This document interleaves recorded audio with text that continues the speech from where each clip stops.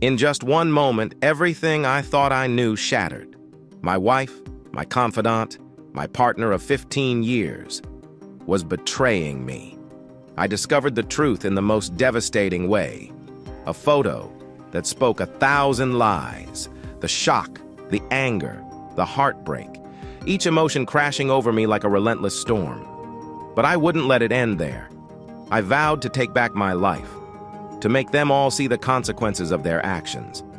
This is my story of betrayal and revenge. Vance Rayle had always been told by people he looked up to that if he worked hard, stayed out of trouble, was honest and loyal, everything would turn out well. Now, he felt like a fool for believing those words. He thought if he had just lied a bit, cut corners, and taken the easy way, he wouldn't be in jail now, having lost everything that mattered to him and facing a bleak future. Just a few weeks ago, everything he had worked for seemed within his reach. He had a loving wife, a promising career, and a guaranteed bright future. But now he believed his wife had not only cheated but also betrayed him in the worst way, being part of the accusations that put him in jail. His bail was set at $500,000, which to him might as well have been $1 billion. He wasn't going anywhere. He had plenty of time to think about how he ended up there. He was convinced that the blonde woman he had met must have something to do with it. She was the rudest person he had ever met, even though he didn't know her name. But strangely, he hadn't seen her once since he and his wife moved to the big city. He wanted nothing more than to get out of this mess, but all the evidence pointed to him being guilty. It seemed like an open and shut case. If he didn't know he was innocent, he would have found himself guilty too. Even though he hadn't seen the blonde woman in over 9 months, he was sure she had played a big part in his downfall. Vance thought about his hard road to almost success and his terrible crash. Not wanting to give up to the sadness he was fighting with the last of his will, he kept listening to one song over and over again on his MP3 player. Martina McBride was singing Anyway, and it felt like she was singing just for him. It gave him the strength to hold on. He thought back to when the blonde woman first appeared in his life, desperately looking for clues about how and why his life was falling apart, and wondering if she was behind all of it. Vance Rayle was an average to below-average student finishing the 8th grade, ready to go to high school in the fall. He was a popular athlete, doing well in football and basketball. He was a part of the in crowd, and many girls liked him. But his conservative parents didn't allow him to date until he was 16, so he only got to steal kisses during group activities. He was too young to focus on one girl anyway. His parents seemed especially happy to see him achieve this milestone, though they seemed a bit distracted when he told them where to sit for his graduation. He thought maybe they were just relieved he had made it this far.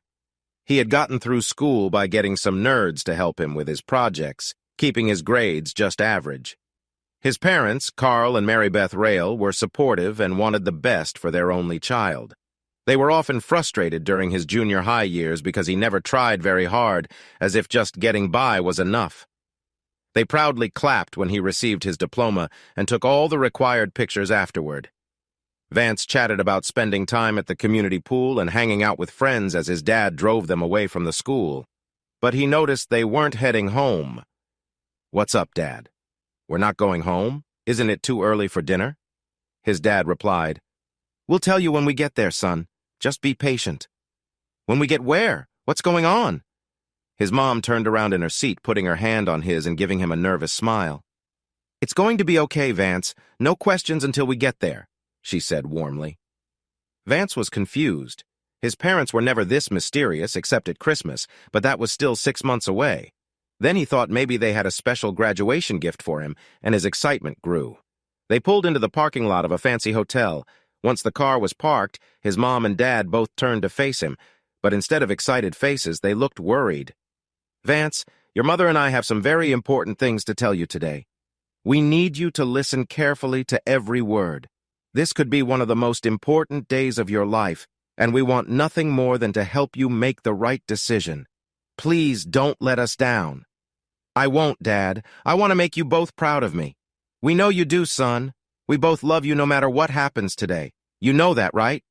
"Of course I do, and I love you guys too." "Okay, here's the thing, Vance.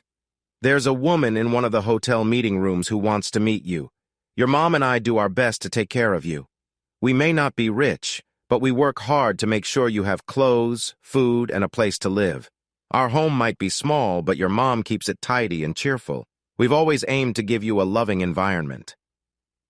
I know we're not wealthy, Dad, but I've never complained. We might not have as many nice things as some other families, but I wouldn't trade my family for anything. You guys are the best. But what's going on with this woman? To be honest, we're not even sure you'll meet a woman. A woman met us earlier today but didn't give us her name. She only said that someone would meet with you. What is this about, Dad, Mom? We wish we could tell you, son, his mom said. But we had to agree to say nothing until you meet them. Listen to what they say and always remember who you are and who you represent. That's right, son, his dad added.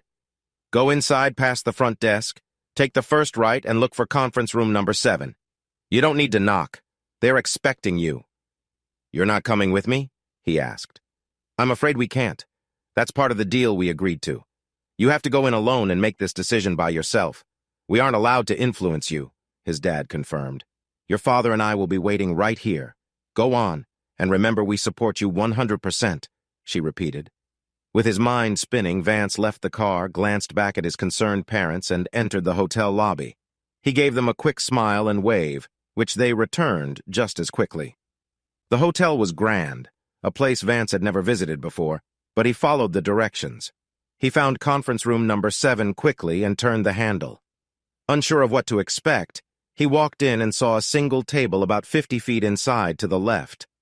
A lone woman sat between the wall and the table, and a single chair waited for him opposite her.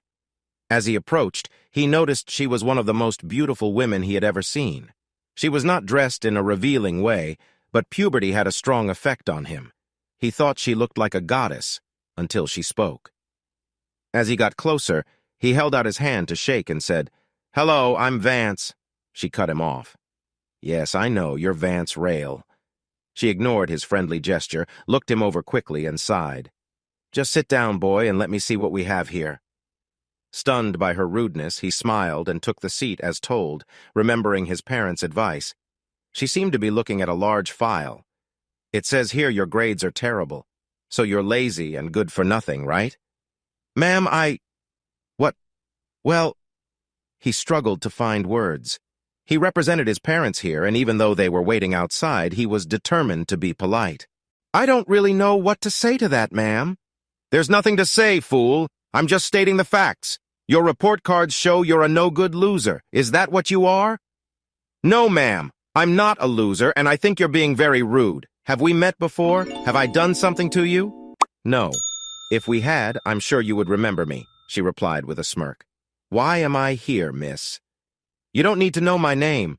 Who I am isn't important to your situation right now. From looking at your unimpressive records and seeing you in person, I think you're a waste of time. But your benefactor, for some unknown reason, believes there's potential in you." There were 2 water bottles on the table. One was half empty in front of her, and the other was unopened in front of him. Trying to calm down from her insults, Vance asked, "Is this water for me?" "Wow, you're sharp. Yes, help yourself."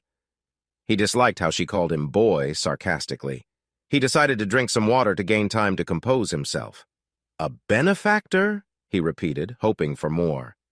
"Yes, and why this benefactor sees anything in you is beyond me, but it's not my decision. I'm here on their behalf to offer you a chance you don't deserve." "Okay. Here's the deal.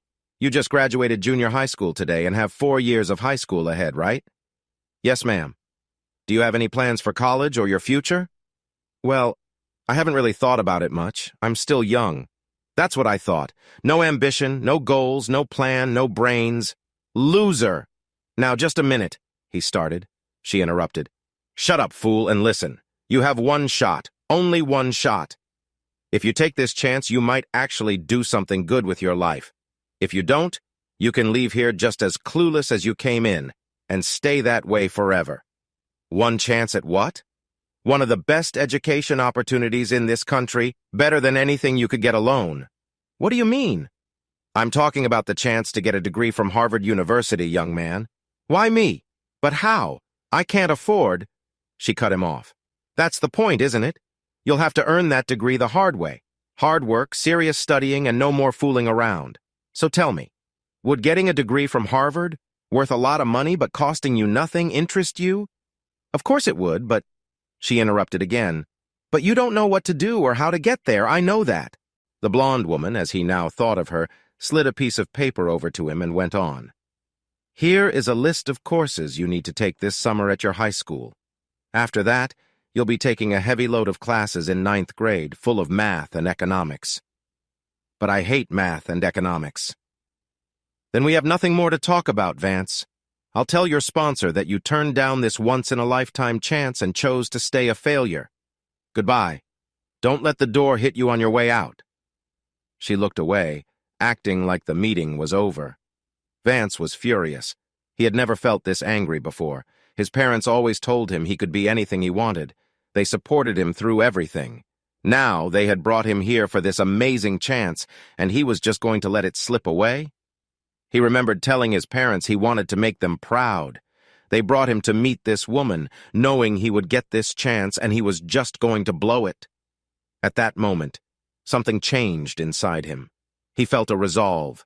His heart raced, pumping blood like he was running a marathon. It felt like his life came down to this clear, decisive moment. He loved his parents. They had given him everything. They got him here to this narrow chance, and he was not going to let them down. I'll do it, he said strongly. I'll take your courses. Just tell me what I have to do. She laughed hard. You think you have what it takes? You don't know half of it yet, but maybe there's a spark in you. If you want that Harvard education, you'll have to earn it. You'll have to work hard and study like never before. We'll sign you up for summer classes starting in 1 week.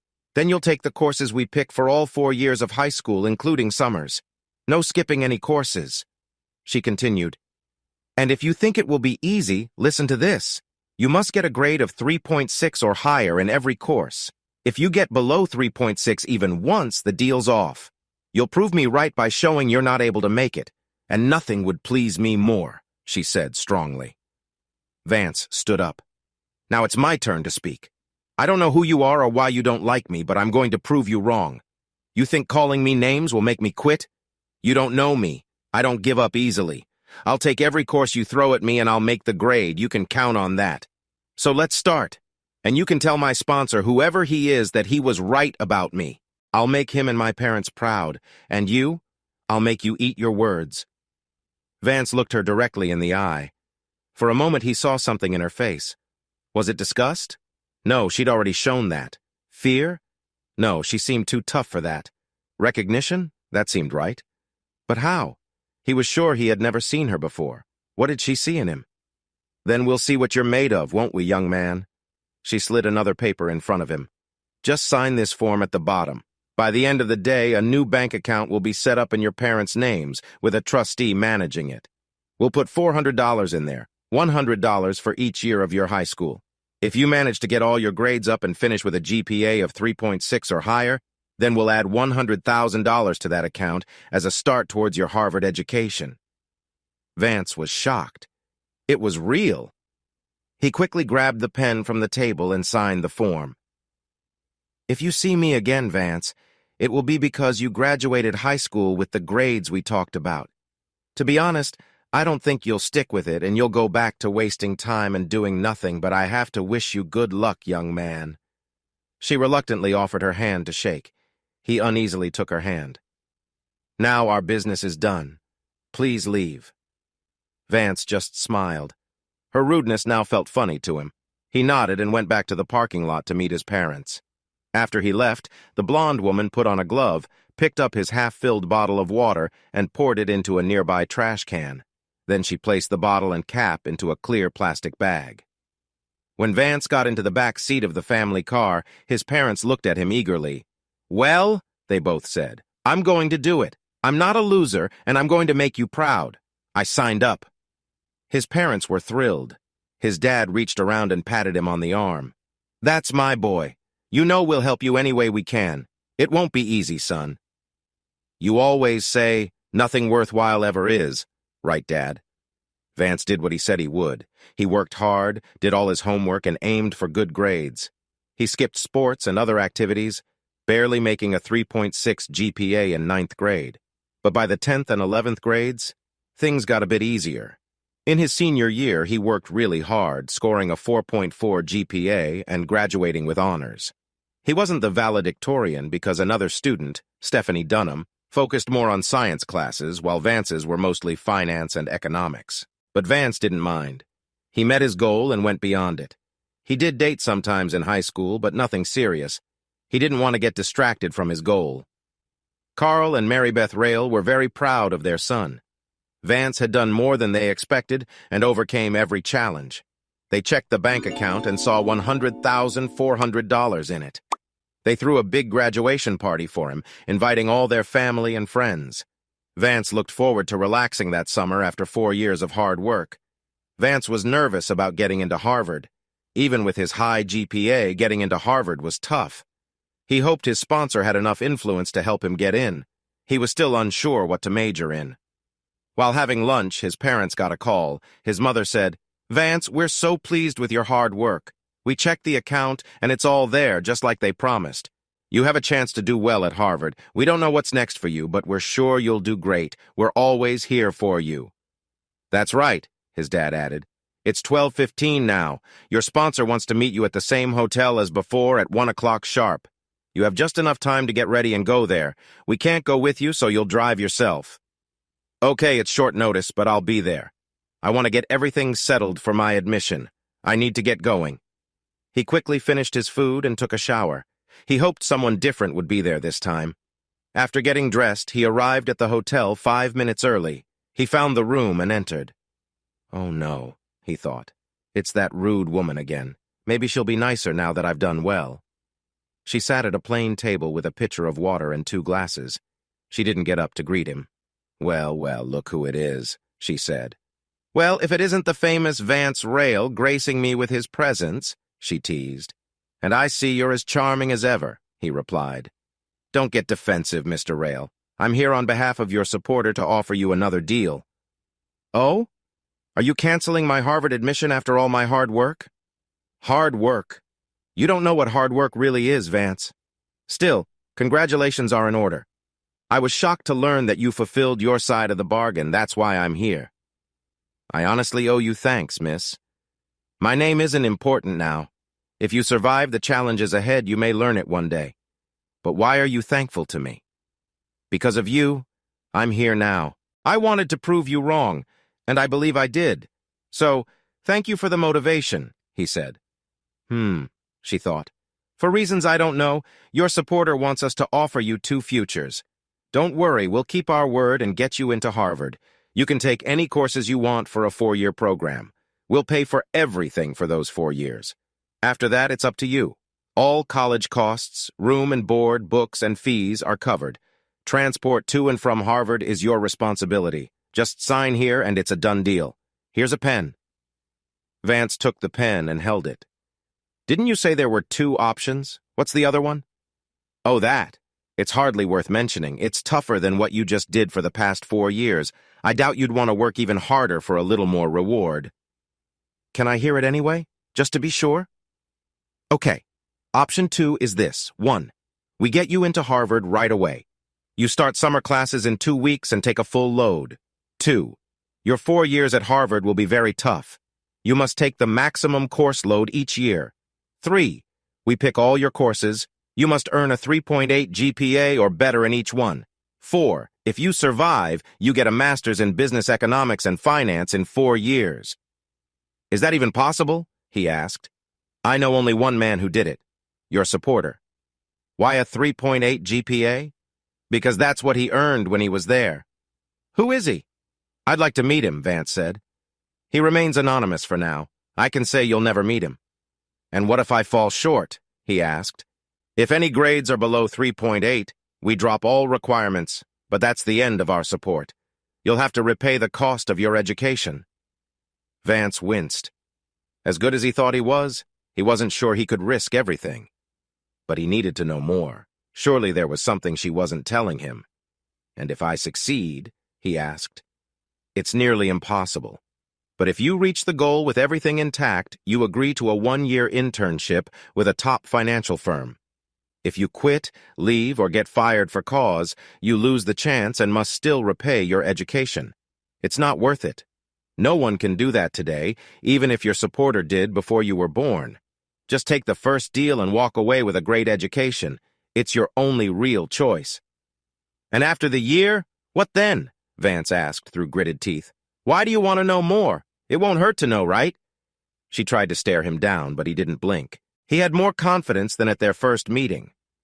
All right, I'll tell you. You won't achieve it. But if by some miracle you do, you get a lifetime job with the company with a very good salary. Is that what you wanted to know? She said sarcastically. I see. Yes, thank you. How long do I have to think it over? When do you need to know? I'd like an answer right now, but I must give you 24 hours to think it over. If you can't decide now, meet me here tomorrow at the same time. Don't be late. With that, she picked up her things and left. Vance was overwhelmed by everything he had just heard. He needed advice. He went home to talk to his parents. They sat on the couch as he explained the two options as best as he could. Should he take the easy way, get a bachelor's from Harvard, and start his life in any direction he wanted? That was the easiest solution. But the second option was tempting. He knew it would be a lot of hard work, but it was possible. His sponsor had done it before, and after a one-year internship, he could end up with a great job at a big financial firm. But it was risky. One bad grade, one mistake, and he'd owe more than he could ever pay. What should I do, Dad? I trust your judgment more than mine. I'll do what you suggest. What do you think? Carl thought for a few seconds before answering. Son, it comes down to what you want. Either way, your mom and I will always be very proud of you. You call option one the easy way. I can't see either way being easy. A degree from Harvard has to be earned. They don't give them out for nothing. I think you're asking if you should take the safe way, and I'll answer that with 2 points. He went on. I saw a boy turn into a good young man because he wanted to change. You proved you could do the work. You took the challenge and reached the goal with no shortcuts. We couldn't be prouder. Even if you don't believe in yourself, your mom and I know you can do anything you set your mind to. So can you do it? Yes. But will you? He continued. That's what you're really asking, right? I'll answer that with my second point. I saw you playing football in junior high against the Bulldogs. Your team was behind by 16 points. It was the last seconds of the game, and you were on defense. There was no way your team could win. But what did you do? I'll tell you. You ran after the quarterback like a madman. You pushed through 3 big linemen to get to him, and you did. You hit him so hard he stayed down for 5 minutes, but when he fell, he dropped the ball. The game could have ended then. It should have ended. But no, you didn't give up. You picked up that ball and ran like crazy. Every player on the other team was after you, except the quarterback. I saw you run for 45 yards when the first player hit you, but you kept going. The second player joined the first, but you kept going. The third, fourth, and fifth players all piled on, but you pushed on. No one could see you, just a pile of players moving slowly toward the goal line. I couldn't see you, but I could hear you. You were yelling and groaning at the top of your lungs. You were unstoppable. You dragged those 5 players across the line and collapsed. When they pulled everyone off, the referee saw you still had the ball and scored a touchdown. He grew quiet for a moment, letting the memory sink in. Your team lost the game that day, but you were a hero. What you did was shown on several TV sports shows. You could have let the game end, but you didn't. You have a fight and determination inside you that I don't know where it comes from. Son, what I'm saying is, you're not a quitter. If you want something badly enough, you go after it. So, what do you truly want? Vance suddenly smiled as he stood up. He hugged his dad and patted his back. You always know what to say, Dad. And you're right. That's what it all comes down to. Thanks. The next day, Vance was on time to meet with the blonde-haired woman again. I may regret my choice, as I'm sure you'll tell me, but I've decided to go with option 2. Getting a master's degree instead of a bachelor's in just 4 years, along with a chance to work for a top company, makes me want to take that path. So, how do we do this? She glared at him as if he had insulted her. I hope you know what you're doing. It's your problem. But you can't say I didn't warn you. Not if, but when you fail, and I know you will, you can't say you weren't advised against it. But if you want to follow this plan of yours, it's at your own risk. You always know how to cheer me up. Do I need to sign anything? She gave him over a dozen documents to sign. He walked with her to the hotel office where she made copies of all the important papers, including the penalty clauses if he failed. One more question, he said. Now that I've signed everything and chosen the hard path, can you tell me the name of the financial company where I'll intern and maybe work for my career? Aren't you curious? That information is on a need-to-know basis. Until you prove yourself at Harvard, knowing the name won't help you. If you make it that far, it will be revealed then. Now, if you'll excuse me, I have a plane to catch. I don't want to spend more time in this small town than I have to. Vance found it hard to feel excited about the challenges ahead. But he looked forward to finishing 6 years of college in just 4 years. She had never seen anyone so dedicated to their studies. She didn't know about his situation because he was forbidden to tell her. Abby hoped that by summer, Vance could take it easy, and they could spend more time together. She planned to stay around for a few weeks to date him more steadily, but when she found out he was taking a full load of summer classes, she felt let down. She went back home and dated other people over the summer. While Vance kept up with his studies, Abby was getting tired of the guys back home. The few she had dated at Harvard were either full of themselves or acted like they were better because they came from rich families.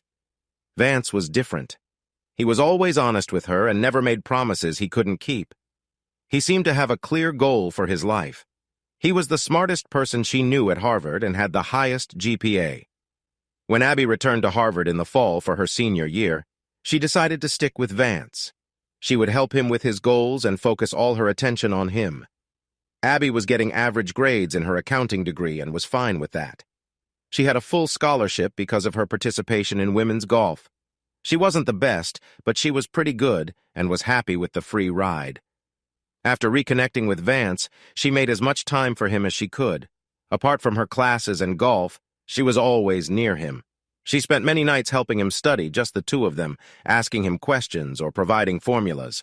Over time, they both fell deeply in love. Vance found his soulmate and missed her every time she was away for the weekend playing golf for Harvard. One Friday night mid-semester, his fraternity hosted a party with their sister sorority, and attendance was mandatory. He invited Abby, and she spent most of the evening with him. She saw how immature the other students were and how different Vance was. They both drank, but stayed in control. As the party ended, she asked him to come back to her dorm room. Her roommate, who was also on an athletic scholarship, was out of town for a basketball game. A little tipsy, they managed to walk to her dorm by holding each other up. She was finally seeing a side of him she had hoped for. They were in love. And tonight they also realized how much they liked each other. They had kissed many times before, but this time felt different. The alcohol seemed to lower his guards. She would have let him get closer long ago if he had only made a move. Soon his shirt and her top were on the floor. Vance stepped back, frozen, staring at her. "Is something wrong, honey?" she asked. "Not at all," he slurred. "Then why are you staring?" "Because you are the most beautiful I have ever seen," he added. "I bet you say that to all the girls," she chuckled. "Never," he said abruptly. "You're my first, my very first." "You're a virgin?" she whispered, surprised. "Yes. I've been focusing on school for many years, leaving little time for a social life. Plus, I wanted to save myself for the right person. And that person is you, Abby. I've seen videos and know the basics, but I might need your help." "Vance, that's so sweet. You just made me realize that I love you more than before. You are an amazing man, and I want to share everything with you. You're my man, and I don't want to be with anyone else. Let's get you out of those clothes and see where our love takes us." "That was incredible," he said breathlessly. "I've seen it in videos, but nothing compares to the real thing. You're amazing." She smiled. "I thought your first time might be quick, so I wanted to do that first so we can move on." He looked surprised. "Move on? I'm not sure I'm ready for another round so soon." She laughed softly. "When you watched those videos, did you see men pleasing women too?" "I did, and I imagine doing it a lot." "Well, if you're willing, I'd love for you to try. By the time you're done, I'll be ready for you." "Your wish is my command," he said with a grin. Vance was clumsy but eager to please. She didn't want to embarrass him by giving too many instructions. Though she didn't reach her peak, she was ready for what was next. She pulled his head up and kissed him deeply. He was worried her scent on his face would bother her. It didn't. She laid back, opened her legs, and guided him into the next step of their journey together. "Wow, just wow!" she exclaimed. "I'm keeping you forever. If this was your first time, I can't imagine how amazing you'll be later." "I feel the same, Abby. Tonight you made me so happy to be a man. I couldn't picture a better first time." After this moment, the couple became nearly inseparable. They spent as much time together as possible, though Abby had a more flexible schedule. She cherished every moment they could share. Since Vance's parents didn't have to pay for his college costs, they often sent him money for other needs. They wanted him to fit in well with his wealthy peers. Vance appreciated the money, but he didn't spend much on clothes, so he had saved quite a lot by his senior year. 2 weeks before Thanksgiving, early on a Saturday morning, Vance took Abby's hand. "Let's go for a walk," he said. "Where to?" she asked. "Just nearby. We won't leave campus. Your shoes will be fine." He led her to the science center. They took the elevator to the 8th floor and stepped out onto the observatory. It was one of his favorite spots, offering views of all of Harvard and even parts of Boston. "What do you think of the view?" he asked. "I've never been up here before. It's amazing. You can see almost everything," she answered with a smile. Suddenly, Vance dropped to one knee and held her left hand. Realizing what was happening, Abby's heart raced and she couldn't speak. She hoped with all her heart that her dreams were about to come true. "It was at this campus that I met the love of my life, my soulmate, the one I want to spend forever with. This place means so much to me, and I couldn't think of a better spot to do this. As beautiful as this campus is, it's nothing compared to the beauty you bring into my life every day. So I have to ask you, Abigail Dawn Bergstrom, will you be my wife? Will you marry me?" Tears filled her eyes as she screamed, "Yes!" He took the ring from the box and gently put it on her finger. She hugged him so tightly he thought his ribs might crack. As she looked at the ring with love and joy, she knew it could have been a simple toy ring, and she would have felt the same. But it was a beautiful ring set in shiny white gold. "Oh my gosh, I have to tell my parents. Do yours know?" "No, sweetheart. I wanted you to be the first to know. My parents have no idea yet.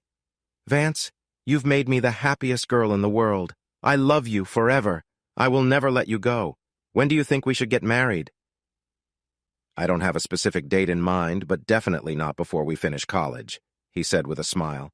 "I still need to focus on my studies until the end, but I can see the light at the end of the tunnel." "That's right. We both graduate next June. We can have a summer wedding. The sooner the better. I can't wait to be Mrs. Vance Rayle." "Or Mrs. Abigail Rayle." He laughed. They called her parents to share the big news, and they were overjoyed.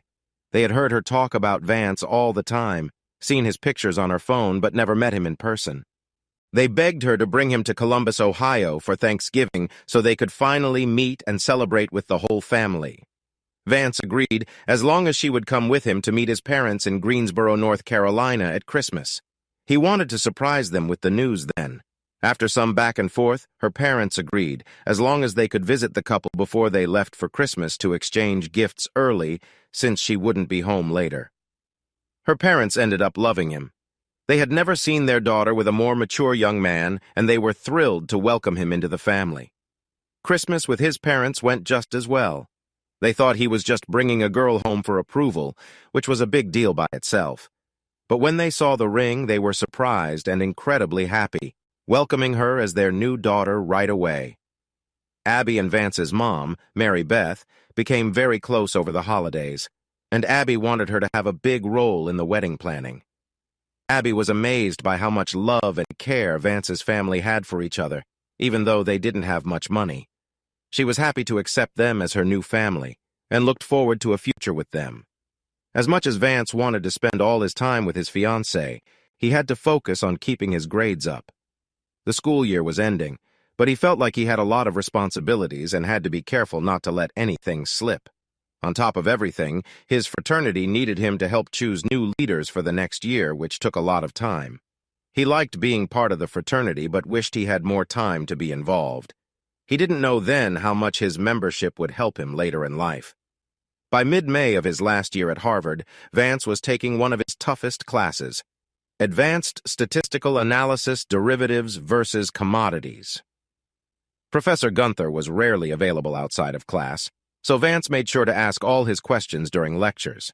Sometimes the professor wasn't even there, and they had to listen to a recorded lecture instead. Vance felt confident in the class since he had done well on all the tests and exams.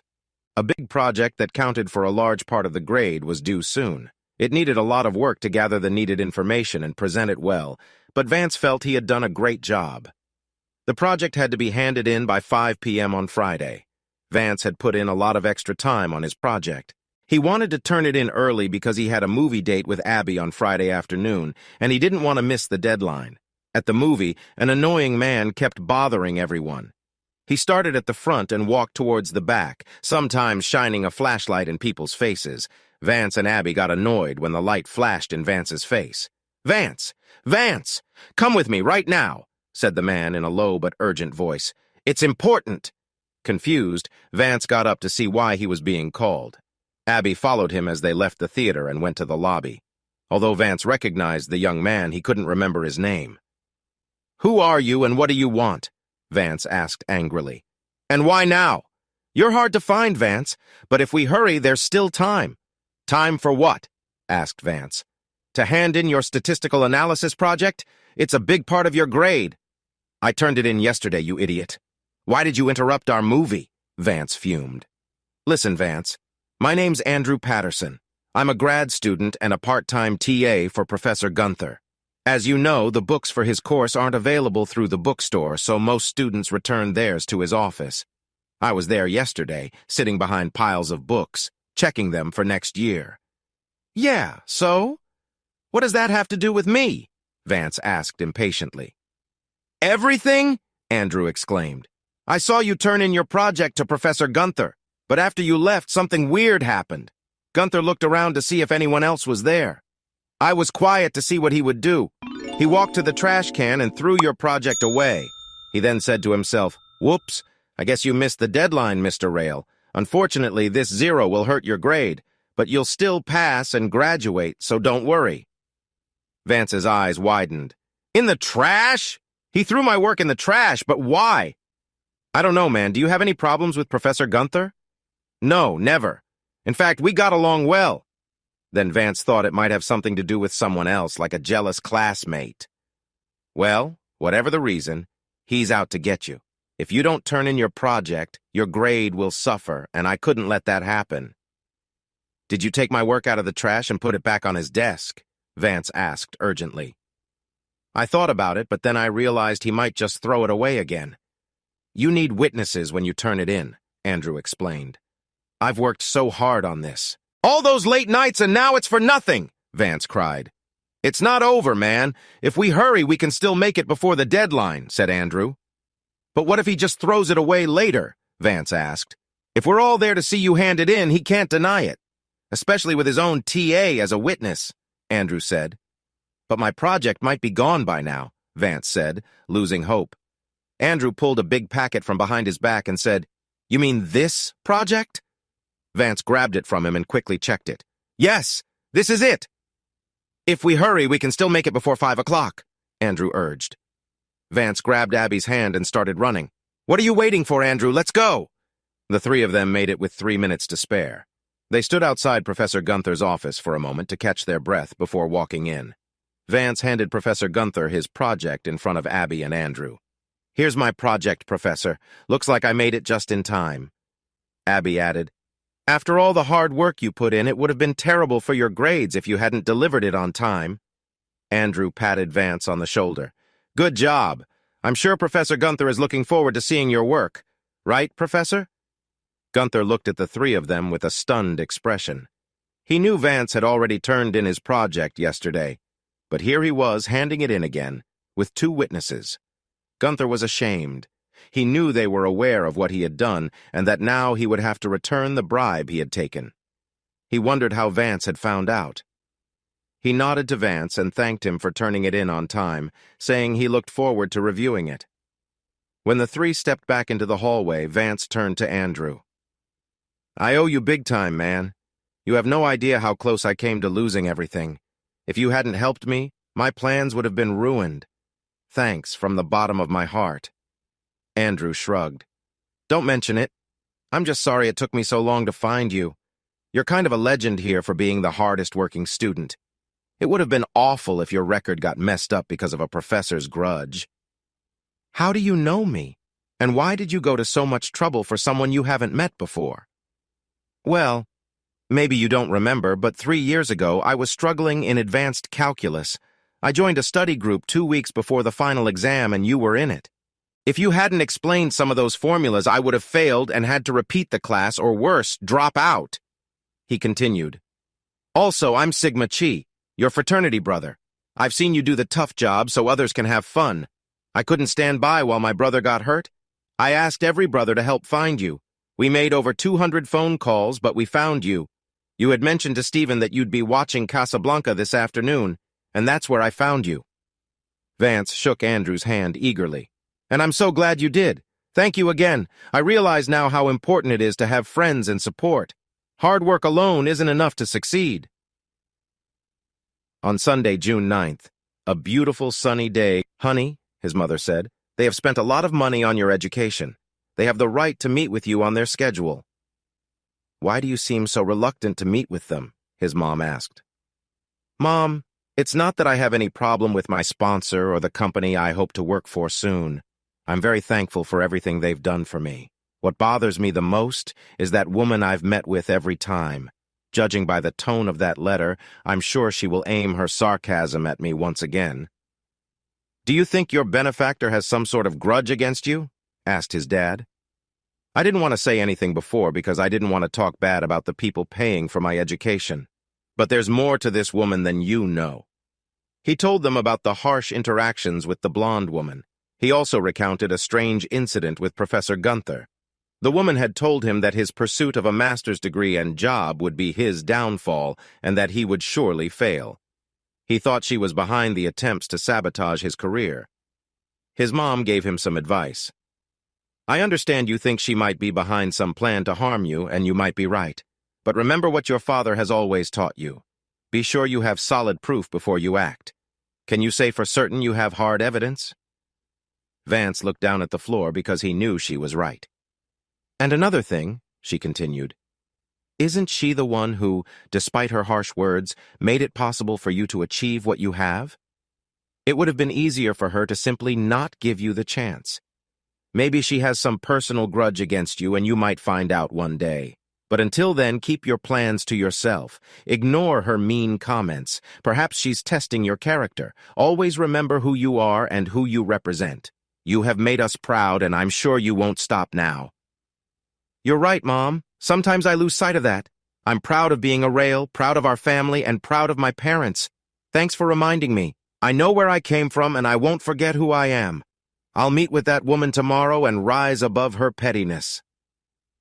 He arrived in the parking lot at 1:45, taking deep breaths to calm himself. He was so close to reaching his goals and wouldn't let anyone stand in his way, not even the blonde woman. He walked into conference room 3 at 1:55 p.m. Without a word, he sat in the chair meant for him, noticing she didn't stand to greet him or offer her hand, which he expected. But he noted she was still as beautiful as he remembered. Well, I guess you're ready to gloat and say, I told you so, aren't you? Last time we met, didn't you say you'd make me eat my words? She said. Vance smiled but stayed silent. What's this? Cat got your tongue? No matter. I've already sent you congratulations in writing, so I won't repeat myself except to say you surprised me. When we first met, you were an unruly 14-year-old with a big chip on your shoulder. Now you are a 22-year-old graduate who has never held a job in his life. He blinked slowly, looking straight into her eyes, still silent. Your sponsor told me to give you a graduation gift. She opened her large purse and took out a small gift box, wrapped nicely. She placed it on the table and slid it over to him. Open it. We can't proceed until you do. He finally looked away from her eyes and took the small package. Puzzled by its weight, he wondered if it was a block of lead. When he opened it, he found what looked like a shiny chrome ashtray. He picked it up, looked for any inscriptions, found none, and tossed it back on the table. Leave it to you to get me something useless. I don't even smoke. She closed her eyes, lowered her head slightly, and shook it slowly. What am I supposed to see in this idiot? She whispered to no one. Oh, so I'm an idiot now because I don't smoke? Is that it? No. You're an idiot because you can't see beyond the surface, even after your top-tier education. You're still that same smug 14-year-old boy. What are you talking about? What's short-sightedness? Just because I didn't ooh and ah over a cheap chrome ashtray? No, because I have one just like it. Though I don't smoke either, it is one of my most treasured possessions. It was given to me by your sponsor when I graduated from Harvard. He wanted you to receive the same, she said, tearing up. It was the first time she showed any emotion other than anger towards him. Look, I don't mean to put down any gift. Tell my sponsor I appreciate it very much. Honestly, I thought you had picked it up just to annoy me again. I apologize for my assumptions, he said, looking sorry. Maybe there's some hope for you. I didn't choose it for you. Your benefactor did. I was told to get one made like mine so our graduation gifts would match. I don't think you deserve such a nice gift, but I must follow your benefactor's instructions exactly. Can you tell me what's so special about this ashtray? Looks pretty normal to me, he said, gesturing to it. Okay, I'll tell you what my benefactor said when I got mine. Maybe that will help. Go on, he replied, curious. Years ago, I was where you are now. No, I didn't have the awards you got at Harvard, but I was just as confused to get such a simple gift for my college graduation. Then he explained. I don't remember his exact words, but I can give you the main idea. This ashtray is like you. People see it and think it's just an ashtray, only good for holding ashes and trash, she explained. She continued, most people you meet will think you aren't worth much, just like that ashtray. They think you exist to do lowly things because they only see the outside, but it's not just an ashtray, young man. She suddenly paused, as if she had just realized something. This ashtray weighs exactly 80 ounces or 5 pounds. It has a thin layer of chrome on the outside, hiding what's under it. You're probably wondering what's underneath. Lead? Steel? Iron? You'd be wrong. Underneath the chrome is gold, pure 24-karat gold, and today that gold is worth $2,000 an ounce. So 80 ounces means $160,000. Why gold, you ask? I wondered the same. My benefactor said people see what they want when they look at you, but what really matters is inside. It's your character, honesty, loyalty, and your drive to improve and help others. More simply put, reputation is what others think of you. Character is what you are. When you quickly judged that ashtray and tossed it aside, you didn't see its value as a graduation gift. Now I ask you, Mr. Rayle, do you think you are worthy of it? Vance sat there, stunned. He realized she was right. He thought he was mature, but his actions said otherwise. There was more to this woman than he had realized. His benefactor was wise. After thinking carefully, he responded, No, ma'am. I don't deserve such generosity, but I'm working on myself. Maybe one day I'll be worthy of it. Until then, I'll treasure it and remember the lesson you taught me. Thank you, and please thank my benefactor for me. She measured his sincerity. The lesson works both ways, Mr. Rayle. It's also about not judging others by appearances. Look at what's in their heart. You might be pleasantly surprised. He smiled, hearing her wise words. I'll try to do that. I have a confession. I judged you harshly when we first met. I didn't know who you were inside, and I apologize. After all we've been through, can I now know your name? As much as I'd like to tell you, I am bound by my obligations. Now, does anyone else know about our interactions besides your parents? No, ma'am, I swear. What about your fiancée, Abigail Bergstrom? I understand you're getting married soon. I wanted to tell her, but I've kept it a secret because of the penalties for sharing this information. But I ask your permission to tell Abby once she is my wife. I don't want to hide anything from her. Though I understand your position, Mr. Rayle, sharing any information about our relationship would be bad for you and potentially for your benefactor. If you respect him, you must keep this secret. Telling her could lead to others finding out. It must stay within our small circle, she said firmly. But for how long? He asked. I can't lie to my wife forever, not even by keeping things back. That's why we're talking now, Mr. Rayle. Why do you keep calling me Mr. Rayle? What happened to just calling me Vance? I call you Mr. Rayle because you've earned that title. You started as a cocky boy, then a young man, and now an adult. We're here to discuss your future, Mr. Rayle. She handed him a card from a company. This is from Davenport Financial Services and Banking, or DFSB. They handle huge amounts of money and have a great reputation. They manage funds, private investments, banking, and more. Thousands of clients trust them. They have offices in 5 states in the U.S. and in 25 cities around the world. Their main office is in New York City. I know them from my finance classes at Harvard. They were used as examples in many projects. But I haven't looked into them myself, he said. That makes sense. Now here's the offer. You can get an internship with them. Someone who supports you has helped set this up. You'll work there for a year with a fixed salary. I don't know the amount yet, but I'll find out soon. If you try to leave before the year is up, you'll have to pay back all the money for your education. If you get fired for a good reason, the same thing will happen. And if I finish the year? Vance asked. If you make it through the year, you'll get the chance for a permanent job. You might decide this work isn't for you. If you leave after the year, you'll be free of any promises. You won't owe anything. Sounds good. So, when do I start? He asked. We have some flexibility. You're getting married in 2 weeks, right? Yes. Can I invite you and my supporter to the wedding? Thank you, but that's not a good idea right now. What about your honeymoon? How long will that be? We have 2 weeks booked in the Cayman Islands. Okay, so you'll be back in mid-July. You'll need some time to find a place to live. Let's say you start on August 1st. That way you won't have to stay too long with your parents before you start your new life. August 1st.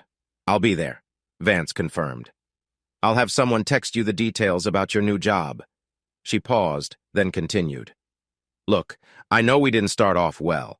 We've made some progress today, but I want you to know that I still don't think you belong at DFSB. It's not about your job skills or attitude. I'd be upset too if I were you.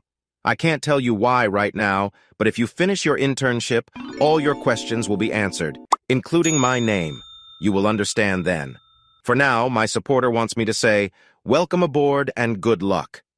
She held out her hand, this time with less tension. The wedding went smoothly. Abby had 5 bridesmaids and a maid of honor. Vance had 2 close friends and 3 fraternity brothers, including Andrew as his groomsman. His dad, Carl, was his best man without a second thought. He was also his best friend. The wedding was held in a big Catholic church in Columbus, Ohio. Even though Abby's family was Baptist, the Catholic church was bigger and could hold the large crowd. Most guests were Abby's family, which was expected. Vance looked for the blonde woman who had been tough on him, but she wasn't there. The honeymoon was perfect. Vance didn't miss the fast pace he'd been living for the last 8 years. Peace and quiet were what he and Abby needed. They explored the island and tried different activities like visiting a turtle farm. Vance had a turtle burger but didn't order another. Abby refused to kiss him until he brushed his teeth. They also tried scuba diving. Abby was a bit scared of drift diving, so Vance always held her hand or stayed close so they wouldn't get separated. But they enjoyed exploring an underwater plane near the shore, which was left there after a James Bond movie was filmed. There were no strong currents there to carry them away. While on their honeymoon, Abby and Vance asked their parents to look online for apartments near Davenport Financial Services and Banking. Vance wanted a place within walking or biking distance from work to save on taxi fares. He didn't know his salary yet, so he wanted to be careful with money at first. No one knew about his internship except his parents, but everyone was happy he got a job at such a well-known place. Abby was sure she could find an accounting job in the city, so she was happy to follow Vance as he started his career. After their honeymoon, they had less than 3 weeks to settle into a place in New York City. They first went to stay with Vance's parents, Carl and Mary Beth, for a week. There, they packed a U-Haul with Vance's clothes, personal items, and a few pieces of furniture. Then they rented a car to drive to Abby's parents' home in Columbus. After saying their goodbyes to Vance's folks, they spent the next week in Columbus. They rented a bigger U-Haul and added Abby's stuff and some of her furniture. The apartment they chose was a 1-bedroom, unfurnished place. The rent was $2,166 a month, and it included all utilities except power. Everyone was shocked at how expensive it was compared to Ohio and North Carolina, but they hoped their salaries would cover it. Vance returned the rental car and rented an SUV in Ohio to drive and tow the larger U-Haul to their new home. Both sets of parents helped pay the deposit and the first 2 months' rent to give them a head start. They were very excited to start this new chapter in their lives together. They met the building manager when they arrived and got the keys to their new apartment. They quickly unpacked and set up their clothes and furniture. The place was simple, but it had what they needed. They spent 3 days exploring their new neighborhood, finding a grocery store and other important places. Things were very different from back home. It would take some getting used to, but once their cupboards were full and they started cooking, they started to feel at home. They brought their bicycles and decided to check out Vance's new office so he would be ready. Vance got a text from Steve Crenshaw asking him to come to work the next morning at 8 o'clock and to bring Abby for the first day. There would be a lot of paperwork to fill out, and it might be good for her to see where he would be working. Their apartment was only 3 blocks from the office, so they left early to walk there. At the lobby, the receptionist called Mr. Crenshaw, who said Albert Iddings would meet them and give them a tour. The building was 42 stories tall, very clean, and had a mix of modern and Art Deco styles. It was very impressive. They spent a lot of time in human resources filling out forms to get Vance into the system.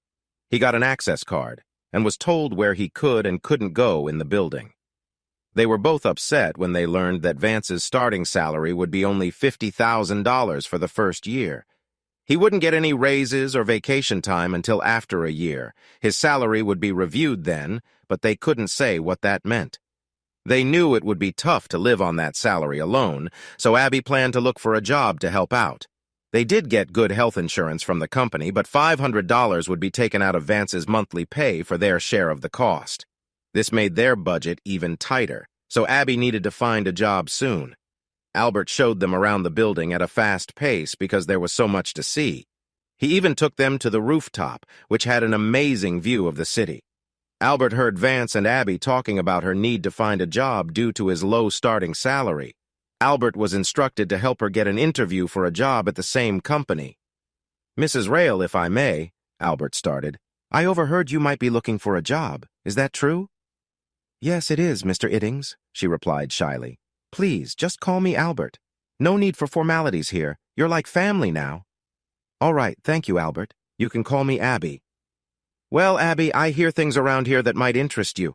For instance, Steve Crenshaw needs a new personal assistant. His current assistant, Donna Griggs, is very pregnant and will leave soon to have her baby." "Thank you, Albert. But I'm looking for full-time work, not just something until she returns," Abby said.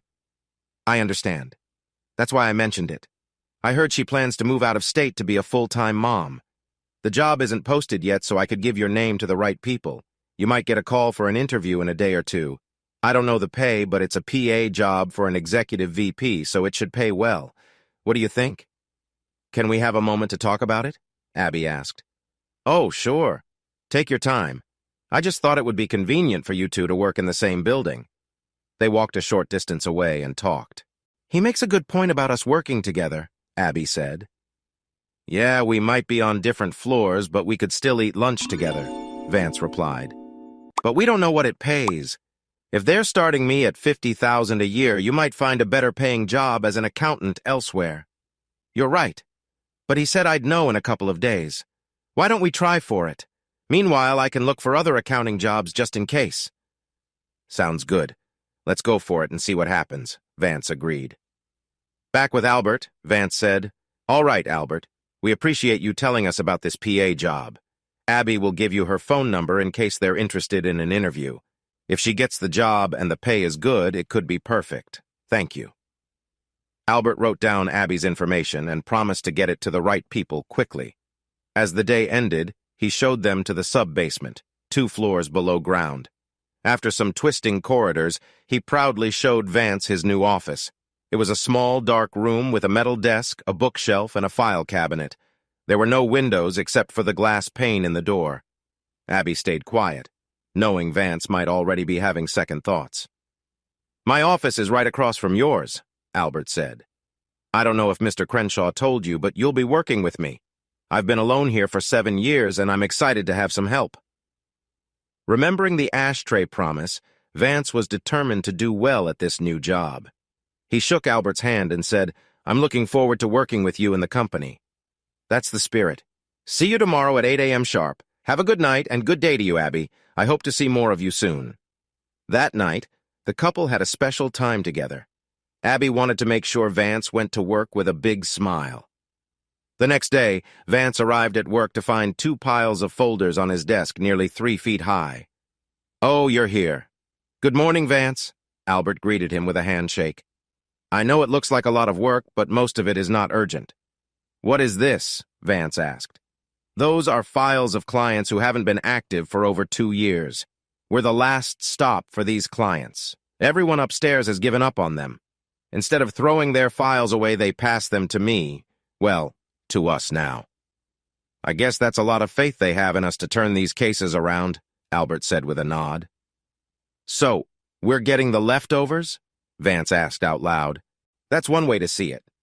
But I like to see it as a chance to show what we can do, not as an insult.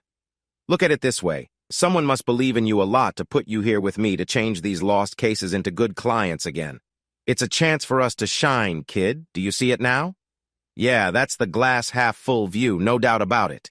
There you go. That's the spirit. Now don't keep asking me lots of questions. Take your time, go through those files, make all the calls you need, and see if you can bring some of those leftovers back to life." "Will do, Albert. And don't sir me. Just call me Albert like everyone else." "Sorry, Albert, just trying to be polite. By the way, I've put in 2 requests for you, but these things can take a while. I asked for your name to be put on your door. No idea when that'll happen. As for your phone, it's working, but there's a problem. Somehow your phone number isn't listed with your name, so if anyone wants to call you, you'll have to give them the number directly. They can't transfer calls to you. I've complained about it, so maybe they'll fix it soon. But for now, just jump right in." Vance's first call was to Abby. He wanted her to have his new work number and tell her everything would be fine. He spent the morning sorting through the files.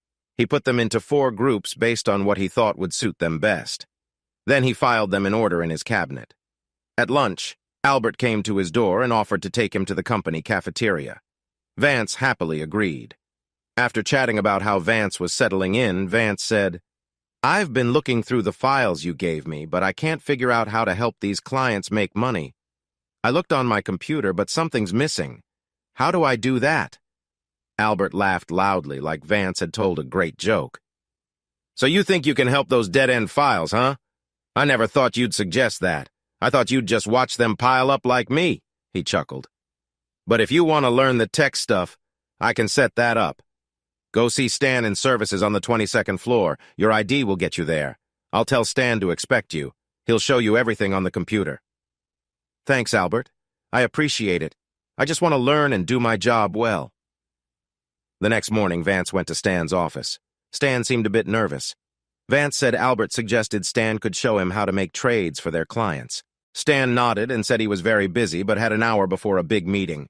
He said proper training would take months. Vance asked him to at least show him the basics quickly. Stan reluctantly agreed to a quick run-through of their processes. He started with the most complex steps, talking fast to make it harder for Vance to follow. Vance watched, trying to understand, but there was no time to take notes or ask questions. After 45 minutes, Stan said he had to get ready for his meeting and quickly ended the session. He didn't give a clear answer on when they could continue. Vance felt lost and unwanted, starting a new job with a master's degree, and he was stuck with a tough task and low pay. When he asked for training, he got brushed off by Stan's confusing, quick talk. Vance sat in his office thinking about his dad. His dad always seemed to have all the answers. He remembered a speech his dad gave about a great football play. "What do I want?" he wondered. He thought about what the woman with a harsh comment had told him during their last meeting. She said people see what they want when they look at you, but what really matters is what's inside. Your honesty, your loyalty, your will to get better so you can help others. Reputation is what others think of you. Character is who you are. Vance knew what he was going to do next. What Stan didn't know was that Vance had already learned about DFSB procedures and operations at Harvard. Stan had confirmed everything Vance needed. The only thing left was a password to move from the do-nothing screen to the real tools. Stan had used a special backdoor password that very few people knew. It allowed full access to all electronic operations. Vance watched Stan's fingers closely and saw that he typed Hidden Treasure Acre. Vance wasn't supposed to have his own unique password yet because he hadn't gone through all the necessary training. Stan wasn't planning to see or train Vance again. Back in his office, Vance tried to access the electronic investment system but couldn't get in at first. He tried many versions of the password until he capitalized the H, T, and ACR. He was in. He quickly went through many useless files to find a few good ones based on his training. He contacted them and used a straightforward approach he learned in school. On his fourth try, he found success. A doctor agreed to invest $5,000 but wanted to withdraw if the balance fell below $3,000. Vance applied all his knowledge to market index options. In the current economy, he thought this would give the best results. After making his first trades, his phone rang. It was Abby. "Honey, guess what?" she said excitedly. "I've been called in for an interview. Isn't that great?" "Awesome, honey. What's it for? An accounting job?" "I haven't sent my resume to any accounting firms yet. No, it's for the PA job Albert told us about where you work." "What if I get it? Wouldn't that be great?" she added excitedly. "Yeah, that would be nice if it pays enough. But don't get your hopes up too high, okay?" "Okay, honey. Carolyn Graham texted me saying my interview is at 10 a.m. tomorrow. I'm going shopping for a new dress to look my best, okay?" "I don't know Carolyn Graham. I've only met 3 or 4 people here anyway. Go shopping if you want, honey. You could wear anything and still look good to me," he said.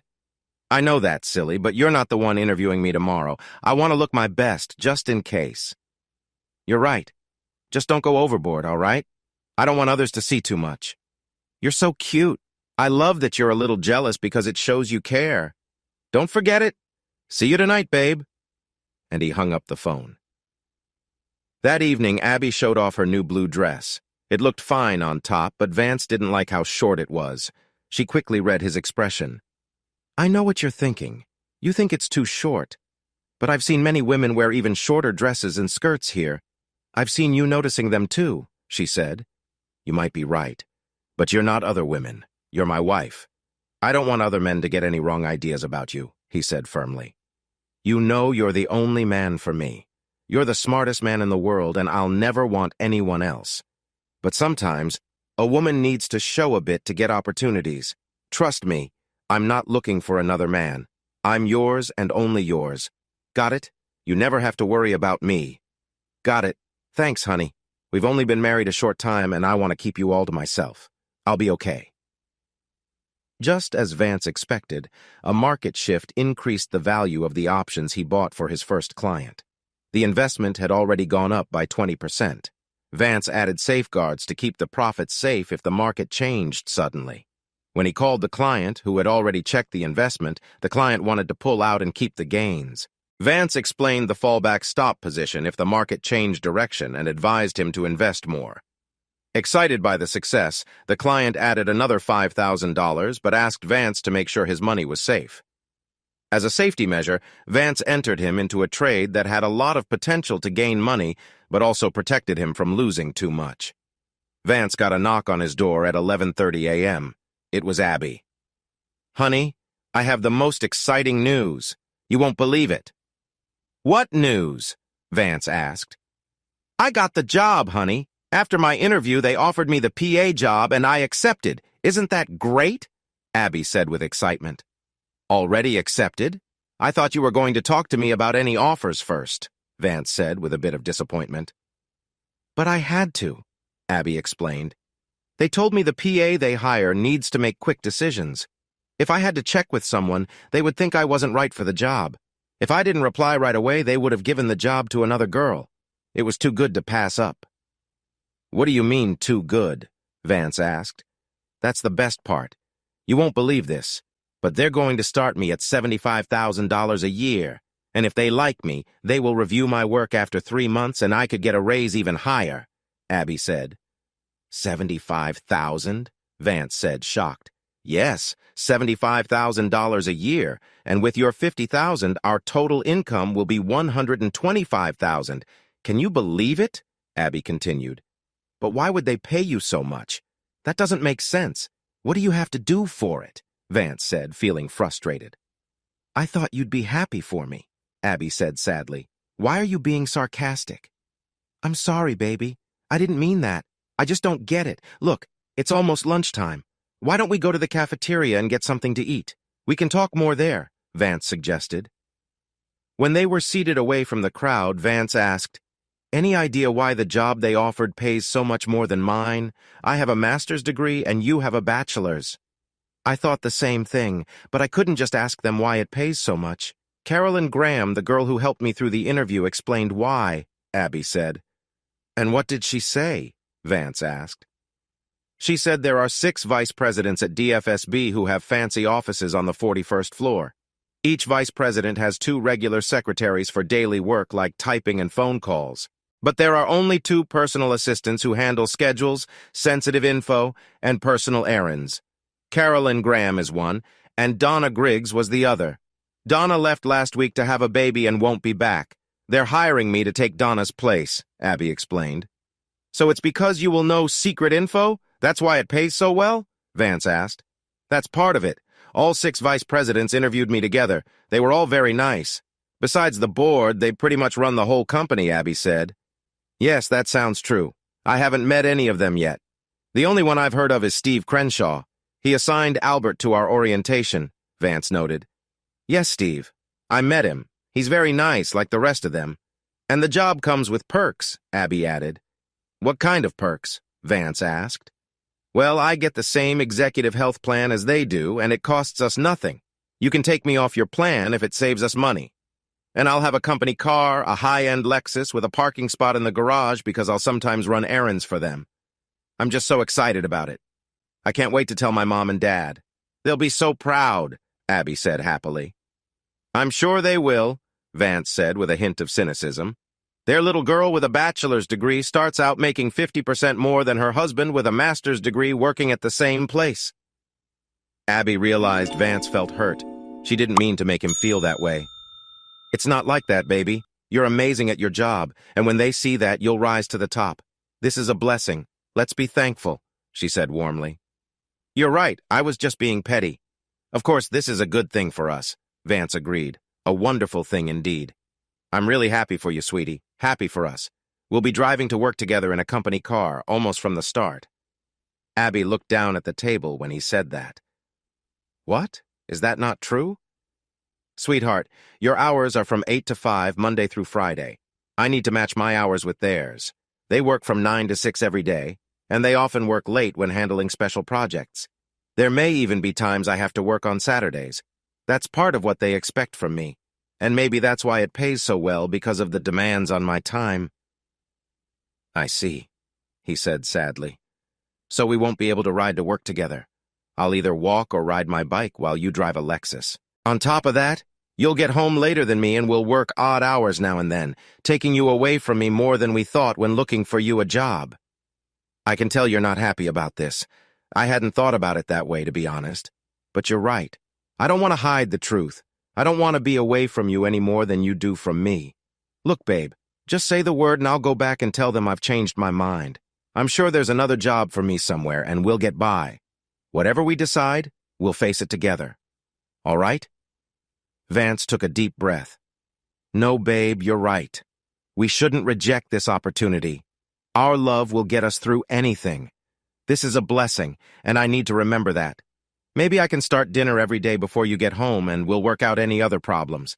I think you should take the job, so yeah, congratulations, sweetheart." "You don't know how relieved I am to hear you say that. Now we won't have to worry about paying the bills. We won't be rich, but things will get easier with this job. And once your career takes off, you'll probably earn much more than me.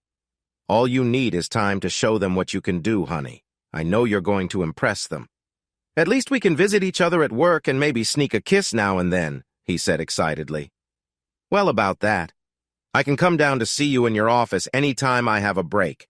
But the 41st floor is for executives only. Your badge won't give you access to that floor. There can be very sensitive information up there and conversations that are only for certain people. I had to sign a strict agreement that says I can't talk about anything that happens at work, even to you. I have to keep everything a secret. So when we get home every day, you can tell me all about your day, but I can't say anything about mine. I'm sorry, honey, but that's the way it has to be. Are we still okay with me doing this?" Vance thought long and hard about what she said. He realized it would be wrong to criticize her for having to keep secrets when he had to do the same. But something didn't feel right about this, even though he couldn't explain why she shouldn't take the job. "I'm good. We're okay. I understand. It makes sense. I'll try my best to remember not to ask you about your day," he said. Though their work situation started rocky, the couple soon settled into a somewhat normal routine. Vance bought a book on cooking because it was all new for him. Over time, he got good at basic cooking, but he viewed it as a necessary task and never really enjoyed it. Abby loved his cooking and encouraged him. Truth be told, cooking wasn't her favorite thing either, but she had been willing to do it as his wife. However, since Vance took over, they didn't have to eat dinner late anymore. Through the months of August, September, and October, Abby's overtime hours cut into their time together more and more. Since her pay was fixed, he couldn't verify her hours through her salary. But what they lacked in time, Abby made up in quality. They were together intimately at least 4 days a week and always on weekends, except during her period. Her enthusiasm never faded, and she even seemed to want more. Maybe she wasn't much of a cook, but she made sure Vance was happy every time they were together. He definitely wasn't complaining until the last day of October. Abby came home a little nervous. Vance wasn't sure if something had happened at work or if it was something she couldn't talk about. Finally, after they had a lovely night together, she brought up what had been on her mind. "Honey, I have something coming up at work that I need to tell you about. I want you to know up front that I don't want to go, but they're giving me no choice. If I don't go, it could cost me my job." "What is it, babe?" "What are they asking you to do?" he asked. "In 2 weeks, my bosses, the 6 executive vice presidents of DFSB, are going to San Francisco, California for a work retreat and team-building session. It's mandatory for all 6 of them and us PAs, too." "Companies do that all the time, honey. Maybe I can come along and we can turn it into a mini vacation," he suggested. "That's what I don't like. The main focus is on stress relief from work and team building, but only for the employees. No spouses, no secretaries, just us. Carolyn and I will share a room, and the 6 VPs will figure out their sleeping arrangements. But that's not the worst part." "It's not?" "No. One of the main goals is to reduce stress. So none of us, not the VPs nor Carolyn and I, can bring any communication devices. No cell phones, tablets, or laptops. We'll be cut off from the outside world all weekend. The guides will have phones for emergencies, but those numbers are for major emergencies only. It means I can't stay in touch with you, and I hate that. I don't want to be away from you that long. I'll miss you a lot." "You're right. I don't like that either. When do you leave and come back?"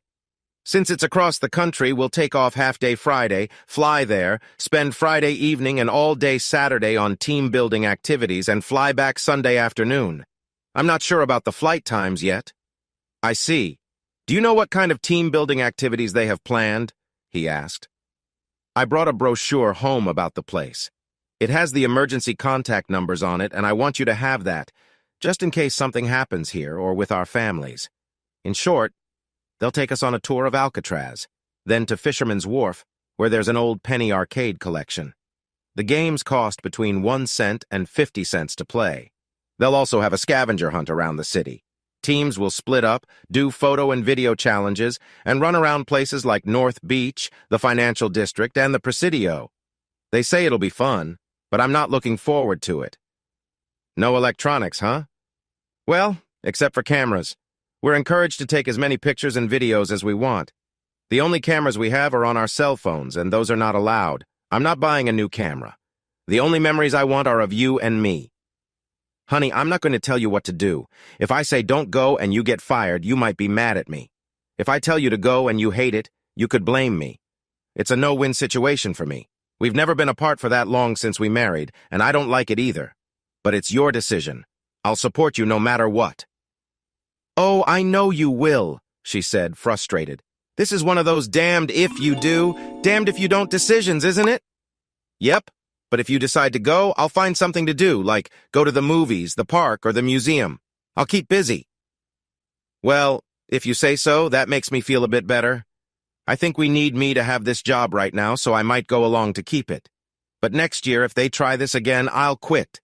By then, your income should be enough, and I might not even have to work." "Just keep thinking like that, baby," he said with a chuckle. "Well, just keep thinking of me while I'm gone. I'm going to give you the best hug and kiss when I get back," she laughed. "I'm counting on that," he affirmed. 2 weeks later, as she was leaving for the retreat, he had to say goodbye at the airport security checkpoint. Before passing through, she gave him a tight hug and a kiss, asking him to remember it until she came back with more love. Vance decided not to go to the movies or out alone, and he didn't enjoy drinking much. Instead, on his way home, he picked up a couple of DVDs from Redbox, made some popcorn, and caught up on the blockbuster movies he'd missed during his busy school years. On Saturday morning, after struggling to sleep in alone, he got an idea. He wanted to surprise her when she got back from San Francisco. Abby loved Italian food, especially pasta e fagioli soup and chicken marsala. He had never cooked anything this complex before, but wanted to make something special for her return. After spending a lot of time online and reading reviews, he made a list of what he needed to cook 2 special meals from scratch. He spent most of Saturday buying, washing, and prepping everything so it would be fresh for Sunday. He spent hours making sure everything was ready to cook the next day. Her plane was set to arrive at 5 o'clock, so he aimed to have dinner ready by 6 when they would likely be home. Although he didn't like cooking and found it a lot of work for just 2 people, he was excited and did it to show his love for his wife. He waited at the airport, and she finally came out with her suitcase. She looked tired, which surprised him. He thought the trip was supposed to help her relax. She reached him, gave a quick hug, and said she was tired and just wanted to go home. Vance didn't know what to think. This was not how he had imagined it would go. "Are you okay? Are you sick?" he asked quickly. "I'll be all right," she said softly. "It's probably just jet lag. I just want to go home and sleep. It's been a long weekend." He decided to be patient and let her talk about what was bothering her when she was ready. She didn't say a word on the way home. He hoped that once she saw the effort he put into cooking her favorite dishes, she might feel better. But she seemed defeated. When he revealed the meal with a cheerful "ta-da," she gave a sad smile, different from any he had seen before. She sat down and pushed the food around her plate to be polite, but didn't eat much. She said she was tired and wanted to take a shower and go to bed. She was testing his patience. She never let him get away with being distant. She would usually ask him questions until he opened up. But something told him not to push her now. However, he was determined to find out what was wrong by tomorrow. Frustrated, Vance threw away the food and cleaned the kitchen. He watched TV until midnight and then slept on the couch. The night had not turned out as they had both expected. The next morning, he heard her talking on the phone while he was in the shower, but he couldn't hear the conversation. After he dried off and went to the bedroom, he saw she had gone downstairs to make coffee, her usual morning routine. She hadn't mentioned his absence the whole night. Did she even notice? Her phone was on the bedside table. He checked the call log, but there were no calls shown since before she left. Had she deleted the call? That seemed strange. Why delete only one call? He heard her coming back, so he quickly put the phone back and said, "Morning, babe. I hope you're feeling better than you were last night." "Much better, thank you. I slept like a log. We were running all over town for a scavenger hunt yesterday, and it wore me out," she replied. "By the way, who were you talking to on the phone earlier?" he asked. "Me? I wasn't on the phone with anyone." "Are you sure? I thought I heard you talking." She picked up her phone. "I swear I haven't had any calls since before I left for California." "But babe," he started to say. "Are you calling me a liar? Check the phone. No calls, see? Are you satisfied?" she snapped. "Apparently not as satisfied as you are," he replied angrily. "What does that mean?" she shot back. "It means I gotta go to work. Have a nice day. Bye." And he rushed out the door. She called after him, but he ignored her. She had never acted this way before. Why was she so upset about a simple question? Nothing made sense. He felt it was better to leave before it turned into a big fight. For the first time, he left without saying, "I love you," or giving her a kiss. Albert Iddings was doing great at work. He had been turning in progress reports on all the activity in his now small 2-man department. The results from his client list, which had nearly 0 progress before, had suddenly improved by over 4,000%. David Redding, his boss, called him into the office to talk about it. He praised Albert for the great success and asked what had changed after 3 years of little progress. But Albert knew something his boss didn't, and he wasn't about to spoil things now. He told his boss that Stan in training had shown him some new strategies with the computer, and he decided to try them with good results. He said he was stuck and needed to take risks, so he decided to try new things. The clients loved how their investments were doing, and most of them were now eager to invest more. He was very happy. No one mentioned Vance. David said he had never seen such smart investment choices that gave great results for both the clients and DFSB's profits. David told Albert to keep it up, and that he was recommending him for a 20% raise. Albert was thrilled. He hadn't gotten a raise in over 5 years. Vance got a call from Abby a little after 10:30 a.m. "Hi, honey. I don't like how we rushed out this morning. Let's forget about it, okay?" Abby said excitedly.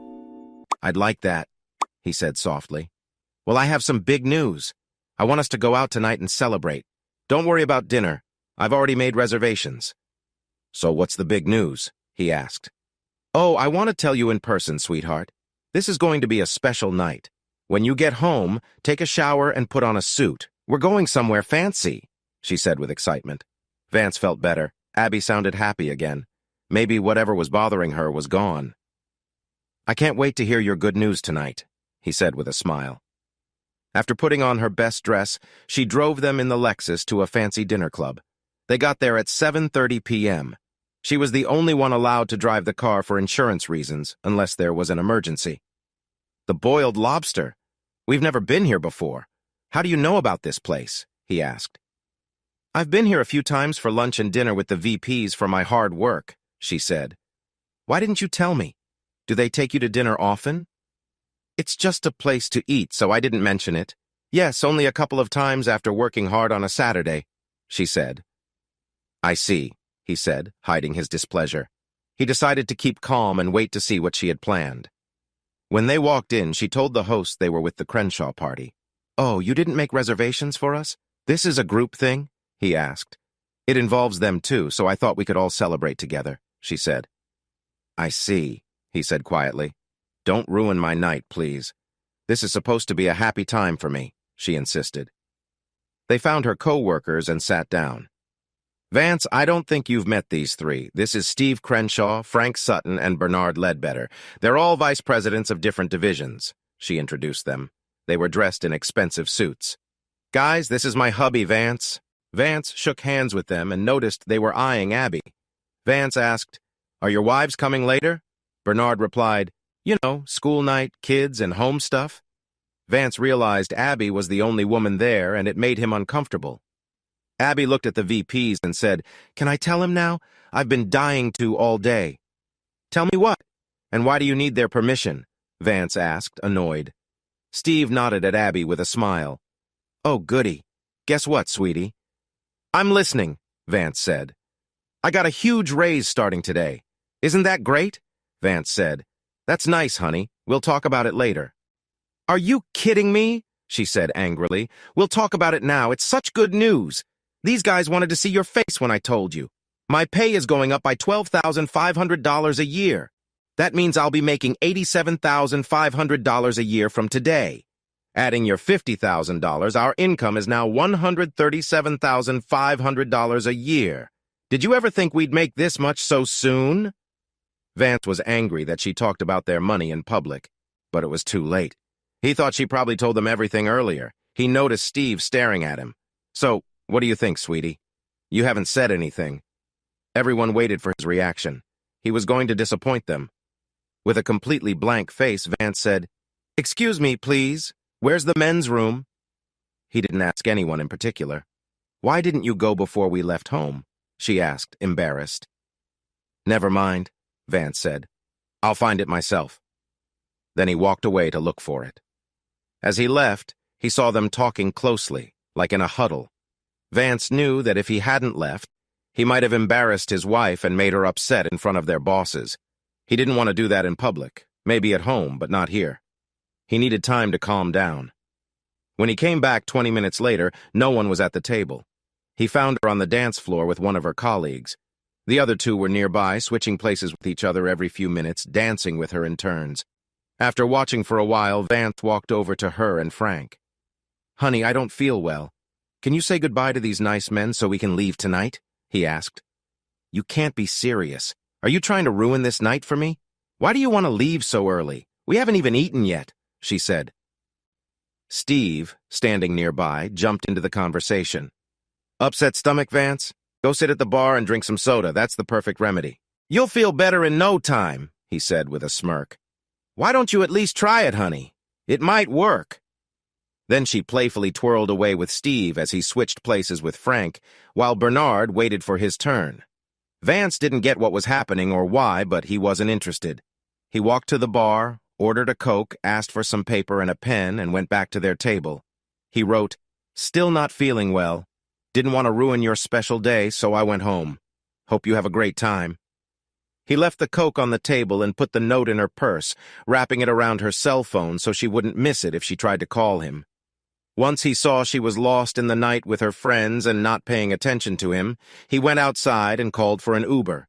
He was back at their apartment by 8:30 p.m. Once inside, he changed out of his suit and made a sandwich. Thinking back on the night, he felt more humiliated than ever. Was their marriage in trouble now? It sure seemed that way to him. His phone rang at 10 p.m. "Where are you? Did you really leave?" she asked. "Yes, I've been home since 8:30. "I wasn't feeling well," he replied. 8:30? Why didn't you tell me? I would have left with you." "I did tell you, but you chose to stay and not ruin your night." "Oh, don't act like a baby. I hope you're happy now. You ruined my special night." "How? It took you an hour and a half to notice I wasn't there. I guess that makes us even. You ruined my evening as soon as we got there," Vance snapped, then hung up and turned off his phone. Vance heard the apartment door open loudly at 10:45. He wondered if she'd be home before midnight while he sat in the living room watching TV. She came in crying, ran to him, knelt by his chair, and started apologizing. "Please forgive me, sweetheart. I don't know what's been wrong with me lately. I just haven't been myself. After you left and I called you, the guys explained how things might have looked to you. I love you more than you can imagine, and I don't want anything to come between us. It's my fault, all my fault. I got carried away after getting a big raise and lost my mind for a bit. Never again," she cried. "Your raise is good news, and I'm happy for you. But what really hurt tonight wasn't about your raise. You made me think you had made a booking for just us, but it was a party with just you being the only woman. Then I find out you've been going to fancy lunches and dinners with the bosses and never mentioned it to me. You surprised me with your raise in front of our bosses, showing how little I make compared to you. You embarrassed me in front of them for just asking for the restroom. When I got back, I saw you dancing with the three guys without talking to me first. And then, when I asked you to leave with me, you brushed me off. I've never felt so humiliated, especially by you. That's why I left." "I know, honey. You're right. Even though it wasn't how I wanted tonight to go, they helped me see how you might have felt. I was wrong, I admit it, and I owe you a big apology. It won't happen again. Can you forgive me, sweetheart? Please?" Real tears streamed down her face, her makeup smudged. Vance never could stay mad at Abby, especially when she was genuinely sorry. She was his soft spot. "Of course I forgive you, honey. I love you too much not to. I might not make as much money as you do right now, but I do my job with as much honor and integrity as you do yours." Abby flinched when he said that, but quickly smiled. "I know, love. You're the smartest and hardest working man I know, even more than those 6 guys who run the company. But don't let them know I said that." They shared a kiss and made up. Abby suggested they go to the bedroom to show how much she appreciated him. He felt a bit hurt by her earlier behavior and politely said he wasn't feeling up to it. Abby didn't take no for an answer and brought him to bed anyway. The next morning, she woke him up in a special way to show her love. She took her time, making him feel amazing before he finally let go. All was well in the Rayle household again. While their love life got back on track, it wasn't as frequent as before the argument. They were close once or twice a week on weekdays, but weekends stayed the same.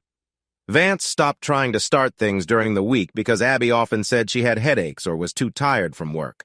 He decided to let her make the first move to avoid feeling rejected and causing more stress. Because the company DFSB employed 1680 people, they couldn't hold one big Christmas party. Each division had its own small celebration. Vance didn't want to attend any party where his boss, Albert, would be, because Albert always took credit for Vance's hard work.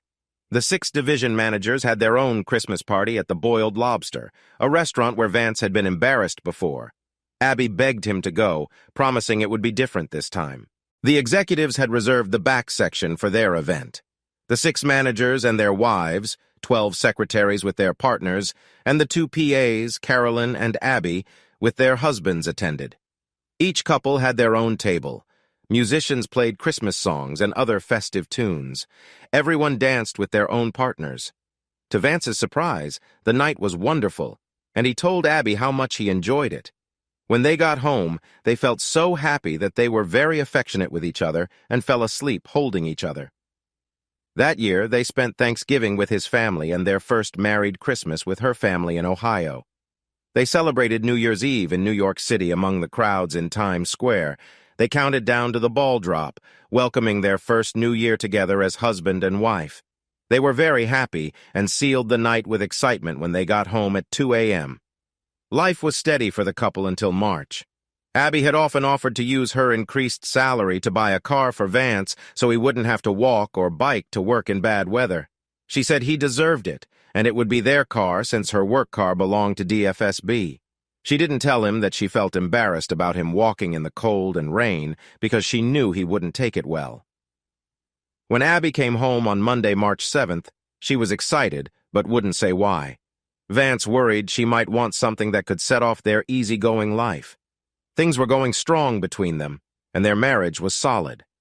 Whatever it was, she kept it a secret, but showed her excitement through a night of passionate love, bringing back magic from their first time together. Early on Tuesday, March 8th, Vance got up to go to the bathroom. Returning to bed, he checked the clock. It was 4:45 a.m., but he saw the alarm was off. He was sure he had set it before bed, but thought he might have forgotten due to the excitement of the night. He set it again and went back to sleep. He woke up to the annoying sound of his 6:30 alarm clock. He hit the button to stop it and got up to start his morning routine. As he was tying his tie, getting ready for work, Abby started to wake up slowly. He always tried to be quiet in the morning so she could sleep more because her workday began an hour later than his. "Honey, what are you doing?" she asked, still sleepy. "Go back to sleep, sweetheart. I didn't mean to wake you. I'll be leaving for work soon." "Work? But we don't have work today. We're both off. That's why I turned off your alarm," she said. "You're so cute, honey. But today is Tuesday, a weekday. It's not the weekend." "I know what day it is, silly. You don't work today, and neither do I. I have plans for us." "What do you mean I don't work today? I work every weekday. My vacation starts after my first year. You know that," he replied. "Of course I know that. But I took care of it. I called Albert yesterday and told him you wouldn't be in today," she said proudly. Vance laughed a little. "Honey, you can't tell Albert or me when I will or won't be at work. It doesn't work like that." "Yes, I can.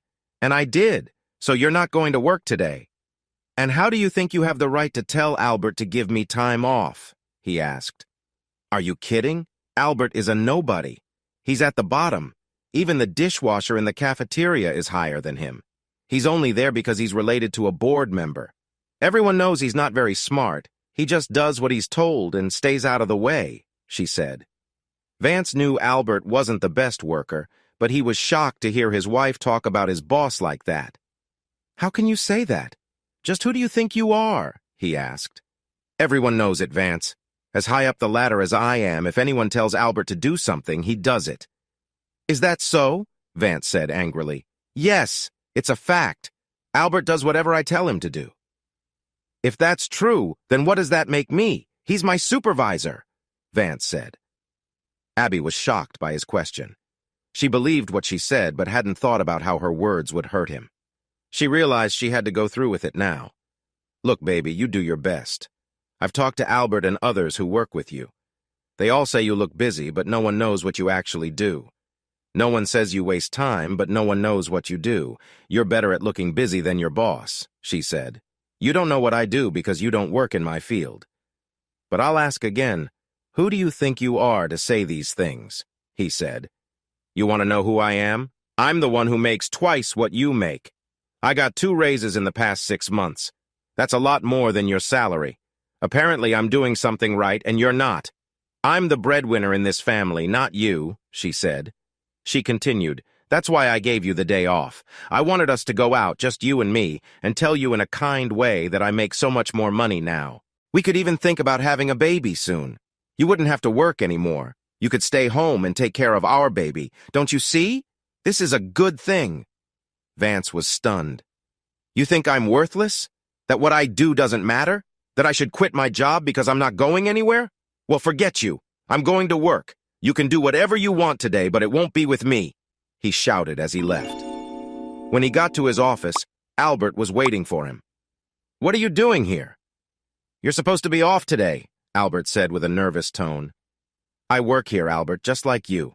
I didn't ask for any time off, and even if I did, I don't get those benefits until after my first year. What are you talking about? Look, the order came from the big office. The boss, your wife, called and said you'd be off today. I don't want to get in trouble over this. Albert, how could you get in trouble because I came to work on a regular day?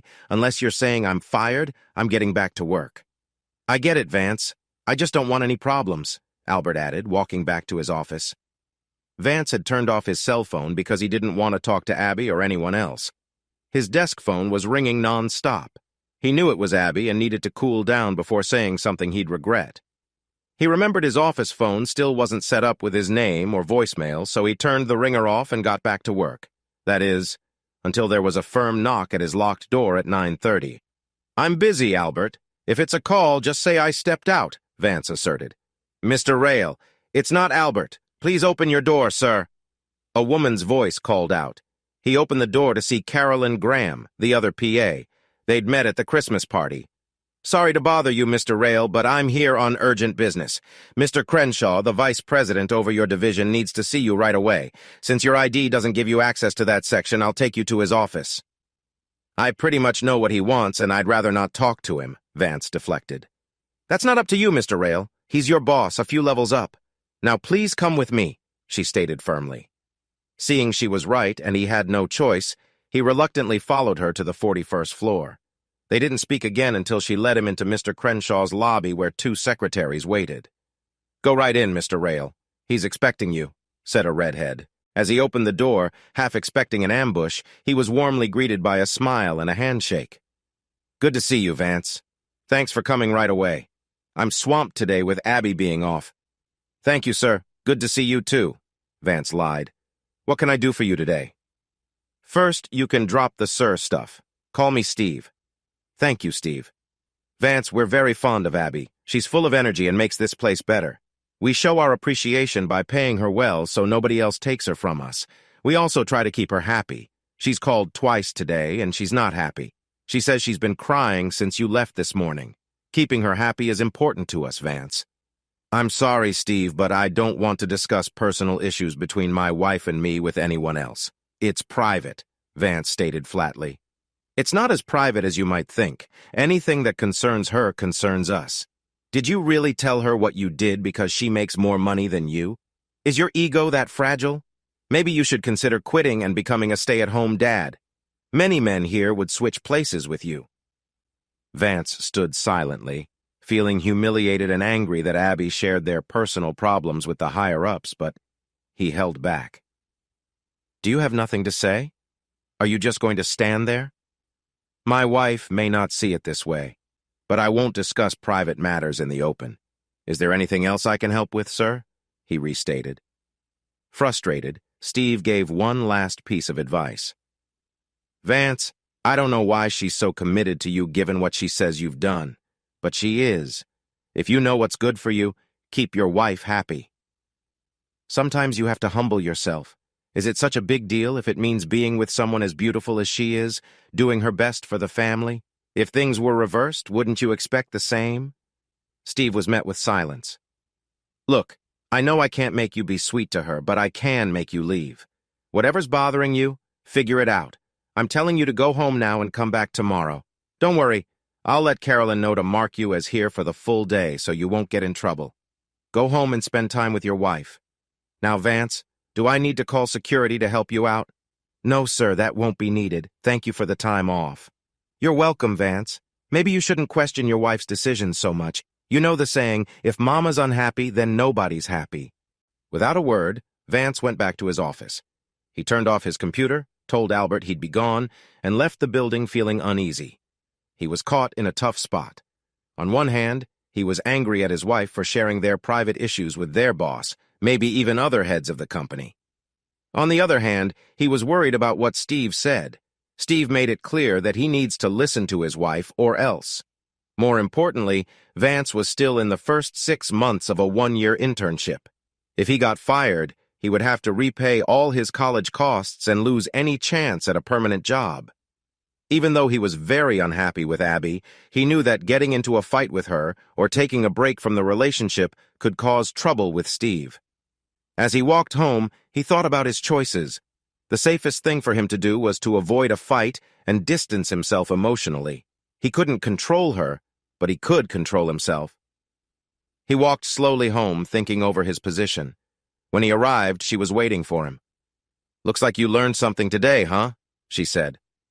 Vance looked at her, tired and silent, and started climbing the stairs to their bedroom. "I'm talking to you. What do you have to say for yourself?" Again, he said nothing. "Where are you going?" she asked. "I'm getting out of this suit, if that's okay with you," he replied with sarcasm. "No, don't change. I made plans for us. We're leaving soon." "No, thanks," he said flatly. "No? You're telling me no?" she said, getting angry. "I feel sick. I don't want to go anywhere." "Are you trying to ruin everything good I bring to this marriage?" she snapped. He kept ignoring her, staying quiet. "Fine. I'll go by myself and have a great time without you. How about that?" "Have a nice time," he replied. "I'll just stay here and watch TV." "You have a day off? And you're just going to waste it watching TV?" she asked, shocked. His silence made her angrier, and she left. Vance was happy to have her out of the apartment. He thought he managed pretty well, considering how much she was upsetting him. She came back 4 hours later, feeling better. "I'm sorry. I shouldn't have snapped at you," she said sweetly. "I wanted today to be special for us, and got frustrated when it didn't go as planned. Are you feeling any better?" "Yes, a bit. It's getting better," he said. "I have good news. While you were resting, I looked at some apartments. Now that we're making more money, I think we should move to a nicer place. I found one I love and put down a $500 deposit to hold it for 3 days. Why don't we go see it together?"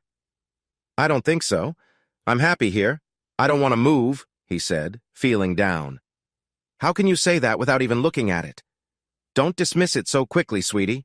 We'll lose $500 if we don't follow through." "You didn't talk to me about moving before putting down a deposit. Had you thought to call me, I could have saved you from doing that." "Well, I want us to move there, so I'll go ahead and get it ready for us. Once we're settled in the new apartment, you'll see how great it is and love it even more than I do. If you want to leave me and move out on your own, I can't stop you. After all, you make the big money like you said, but I'm not going anywhere." "You can't mean that. Are you saying you would leave me over a new apartment?" she said, shocked. "I'm not saying that. I'm just saying I don't want to move, so I'm staying here. But if you want to move away and leave me, well, you said you have the money to do it. I can't stop you if that's your choice. Why do you have to ruin everything? Why are you being such a jerk about this? Where's the man I fell in love with?" "Abby, I haven't changed at all. I'm the same as I've always been. It's you that has changed. Think about it." And he walked away to the bathroom, hoping she wouldn't follow. Things were tense in the Rayle household for the next 3 weeks. She didn't push for the new apartment, trying to avoid fights. They still lived in their 1-bedroom apartment, so it was hard to get any space unless one of them slept on the couch, which Vance had thought about doing. There was no closeness, but given the power struggle, he didn't miss it.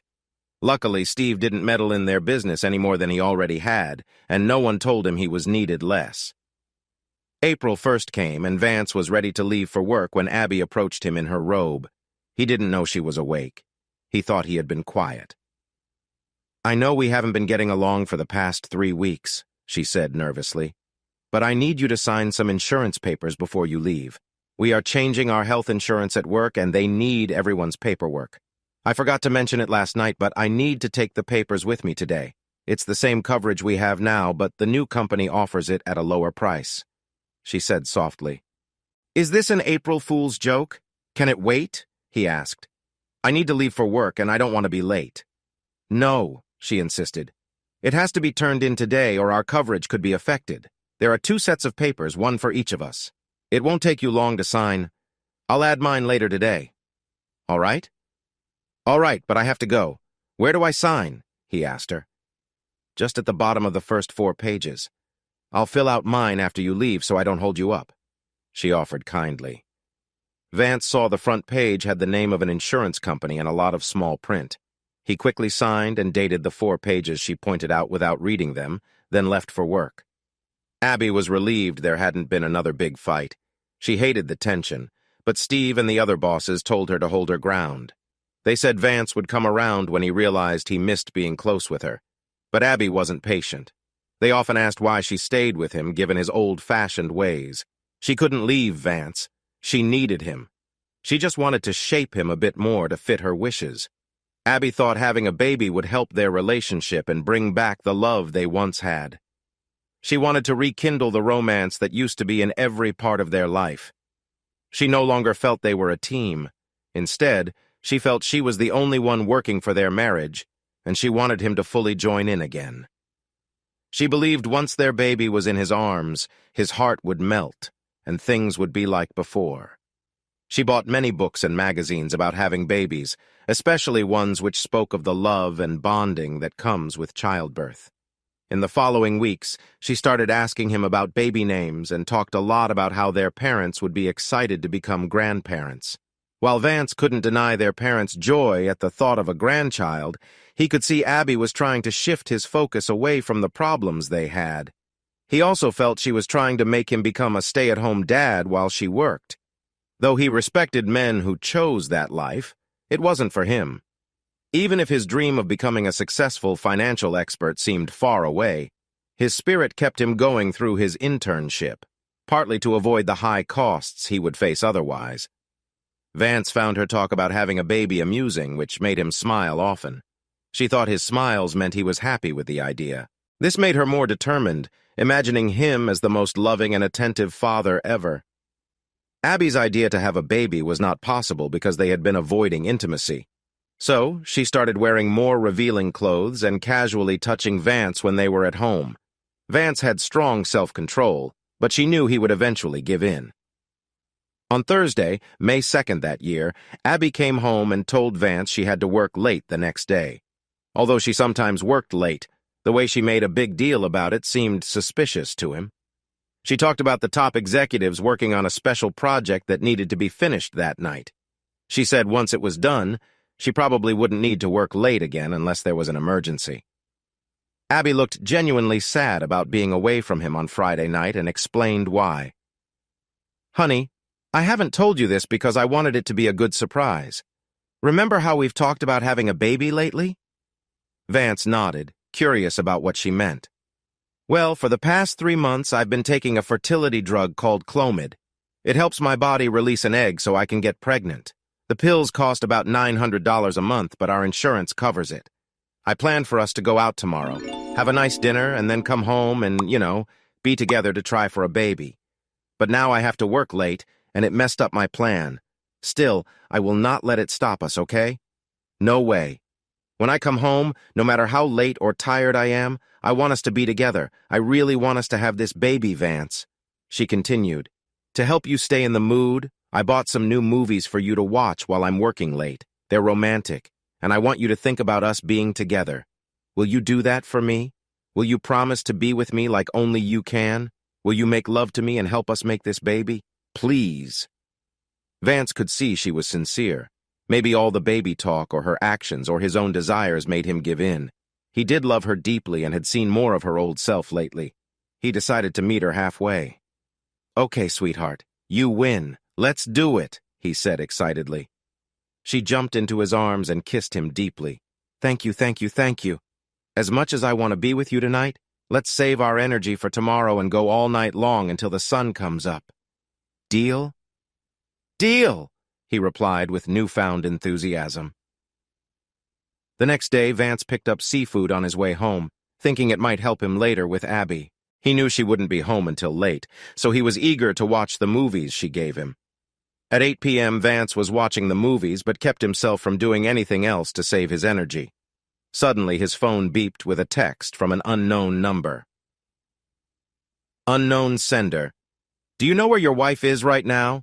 He thought it was a prank or mistake, but then another text came. Unknown sender. She's not working at DFSB, she's at a party.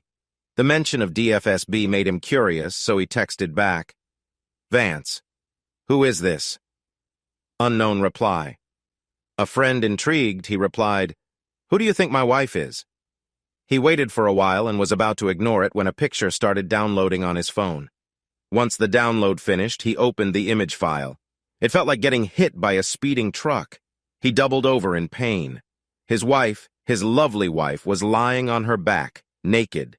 There was Steve Crenshaw, the vice president, with his body pressed against hers. The picture was clear, not blurry at all. It was like watching a high-quality video. There was no guessing what was happening. His wife was cheating on him. The pain in his heart was almost too much to bear. He cried harder than he ever had before. She was his first and only true love. She was the one woman he had given his heart to, and now she was breaking it. He couldn't see how their marriage could survive this. Then a thought came to him. What if she wasn't there willingly? What if she had been drugged or forced?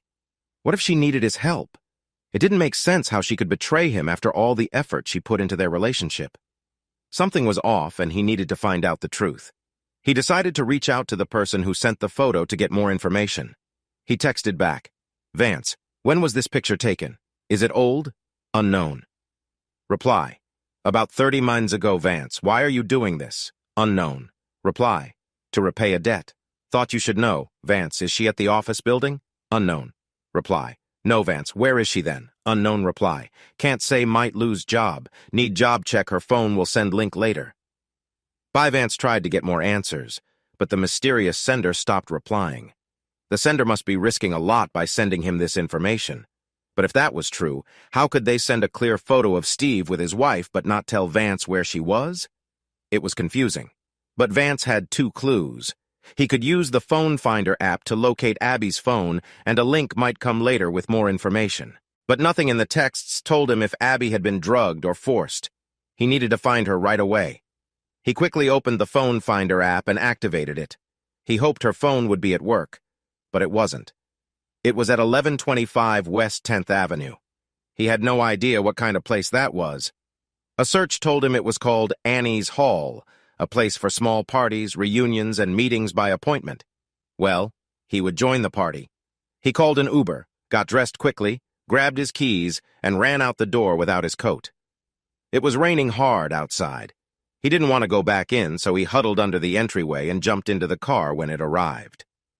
20 minutes later, he was at Annie's Hall. He sent the driver away and walked up to the locked glass door.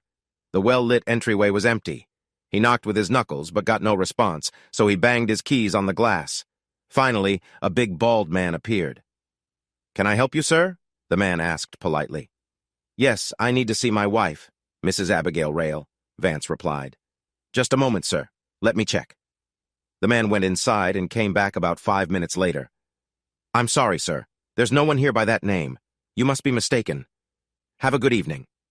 Vance's anger rose. He knew he was being lied to. "Excuse me, sir. She is here, and if you don't bring her to me right now, there will be trouble," he said firmly. "I told you she's not here. Why do you think she is inside?" the man asked. "2 reasons. 1, my phone finder app shows her phone is inside. 2, her car is in your parking lot, so I know she is here. Are you still saying she's not?" Vance challenged. "Yes, sir. That's exactly what I'm saying. Please leave, or there will be trouble," the man replied. "You're right, there's gonna be trouble, and it's gonna happen now." Vance took out his phone and called his wife's number. It went straight to voicemail. Someone had turned off her phone recently, probably because of his call. He made another call while the man stood there. 911. "What's your emergency?" the dispatcher asked. Yes, my name is Vance Rayle. I'm at 1125 West 10th Avenue. I believe my wife has been kidnapped and is being harmed inside this building," Vance reported urgently. The doorman quickly went inside again, leaving the door locked. Shortly after, the police arrived. Just then, Abby appeared and came to the door. Her clothes were messy, as if she had put them on in a hurry, and Vance could see some kind of sticky residue on her legs. Vance had no doubts about what was happening. He knew exactly what his wife looked like after cheating. The doorman opened the door a little and spoke to the officers who had come to check out the call. "I'm sorry, officers. There was a misunderstanding. This gentleman was asking about one of our guests, and I misunderstood him. As you can see, she's here with him and everything is fine," he explained nervously. Abby forced a smile at the officers. They asked, "Is everything okay, ma'am? Are you here against your will?" "Everything's fine, officers. My husband just got confused. It's so embarrassing. He knows I'm in a meeting and won't be home until late," Abby said. Then she turned to Vance, angry. "How did you know I was here? How did you find me?" "The phone finder app showed you here," he replied. "You said you would be working tonight, not having an affair with your boss." "You have no idea what you're talking about," Abby snapped. "We're working. You need to go home and wait for me." "Abby, I know more than you think. I just do. I need you to come home with me right now," Vance insisted. "No, Vance," she said through gritted teeth. "I'm not leaving until this project is finished. You're making this take longer. I'll be home soon. Go home and wait for me." Vance was firm. "I need you to come with me now. Just grab your things and let's go." "That's not happening until we're done here," Abby said, annoyed. "You're embarrassing me in front of my bosses. Just go, please, before you lose your job." "Honey, you have no idea how serious this is. If you don't come home with me now, then I will not be there when you get back, and I will start divorce proceedings," Vance warned. Abby laughed. "You're bluffing. I love you, and I know you love me. We're going to be together forever. Just give me this time, please." Vance's voice was sad. "There won't be anything left to fix. If you refuse to come home now, you will only speak to me through my lawyer." The doorman and the police officers saw everything. Tears welled up in Abby's eyes. "You don't mean that." "I'll see you later, honey," she said, and went back inside. "I'm sorry, officers. Like the doorman said, it was a big mistake. My apologies for involving you," Vance said. "No problem, sir. We've seen this before. Good luck to you," one of the officers replied. It was still raining, and Vance didn't want to wait for another Uber. He remembered he had a key to Abby's company car just for emergencies. He thought this counted and drove it home. Her new lover could take her home. He didn't care anymore. Back at the apartment, Vance felt a mix of emotions. He knew his marriage was over. This wasn't the first time Abby had been with Steve. She was probably lost to him long ago. The apartment was hers now. He wasn't going to spend another night there, especially if she was around. By 9:15 p.m., Vance wanted to leave before Abby returned. He synced his phone with his laptop and printed out a picture of her with Steve. He left it on the kitchen table for her to find. Then he packed a week's worth of clothes, figuring he could come back later for more if needed. He gathered his toiletries and personal items. He smiled at an ashtray she didn't know he valued. If things got worse, he could sell it. While packing, his phone dinged with another text. "Unknown source. Link covers the first 2 hours of the party tonight. We'll send more links for 2-hour increments as they happen. Sorry, bro." Password, Sigma Chi. There was a link to a video file. Now he knew a fraternity brother or sister was giving this info. That deepened the mystery. He had no idea how someone from college could be involved. Maybe it was a trick. He clicked the link and entered the password. The video started. It wasn't just Steve and Abby at this party. It looked like all the VPs were mixed up in this. He moved the video ahead in chunks of 15 minutes, stopping briefly to watch quick scenes. Every time he looked, it seemed like they were with her again. He felt like he might throw up more than once. The video on his phone was too small to see well. He decided to watch it later on his computer. He needed to download it and make DVD copies for evidence.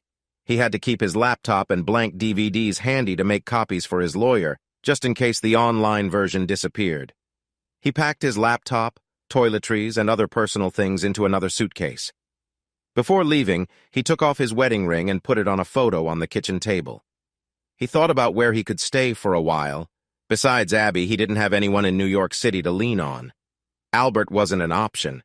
He would sell him out quickly. As for his job at DFSB, no one there was really close to him. It was sad that his best friend might be the unknown person who sent him the video. He decided to go to an ATM and withdraw the most money his account would allow. He remembered there was a cheap hotel a few blocks away. If they had a room, he could pay in cash and not be traced by his credit card. Since it was raining hard, he took his raincoat and umbrella, loaded his luggage into Abby's car, and drove to the hotel. He checked in without getting his stuff wet. After returning the car to her apartment, he walked back to the hotel in the rain. At the hotel, he set up his laptop and started downloading the video. He wanted to turn off his phone to avoid being found, but realized he needed it on to get more links to videos. He guessed Abby wouldn't look for him until her party was over. The person who sent him the video would likely inform him when it ended. Once the video downloaded, he burned it to a DVD for backup. Around 11:30 p.m., he got another link for the second part of the party, repeating the process. He couldn't sleep at all. The third link came at 1:30 a.m. and the final one at 2 a.m. He thanked his unknown friend and turned off his phone.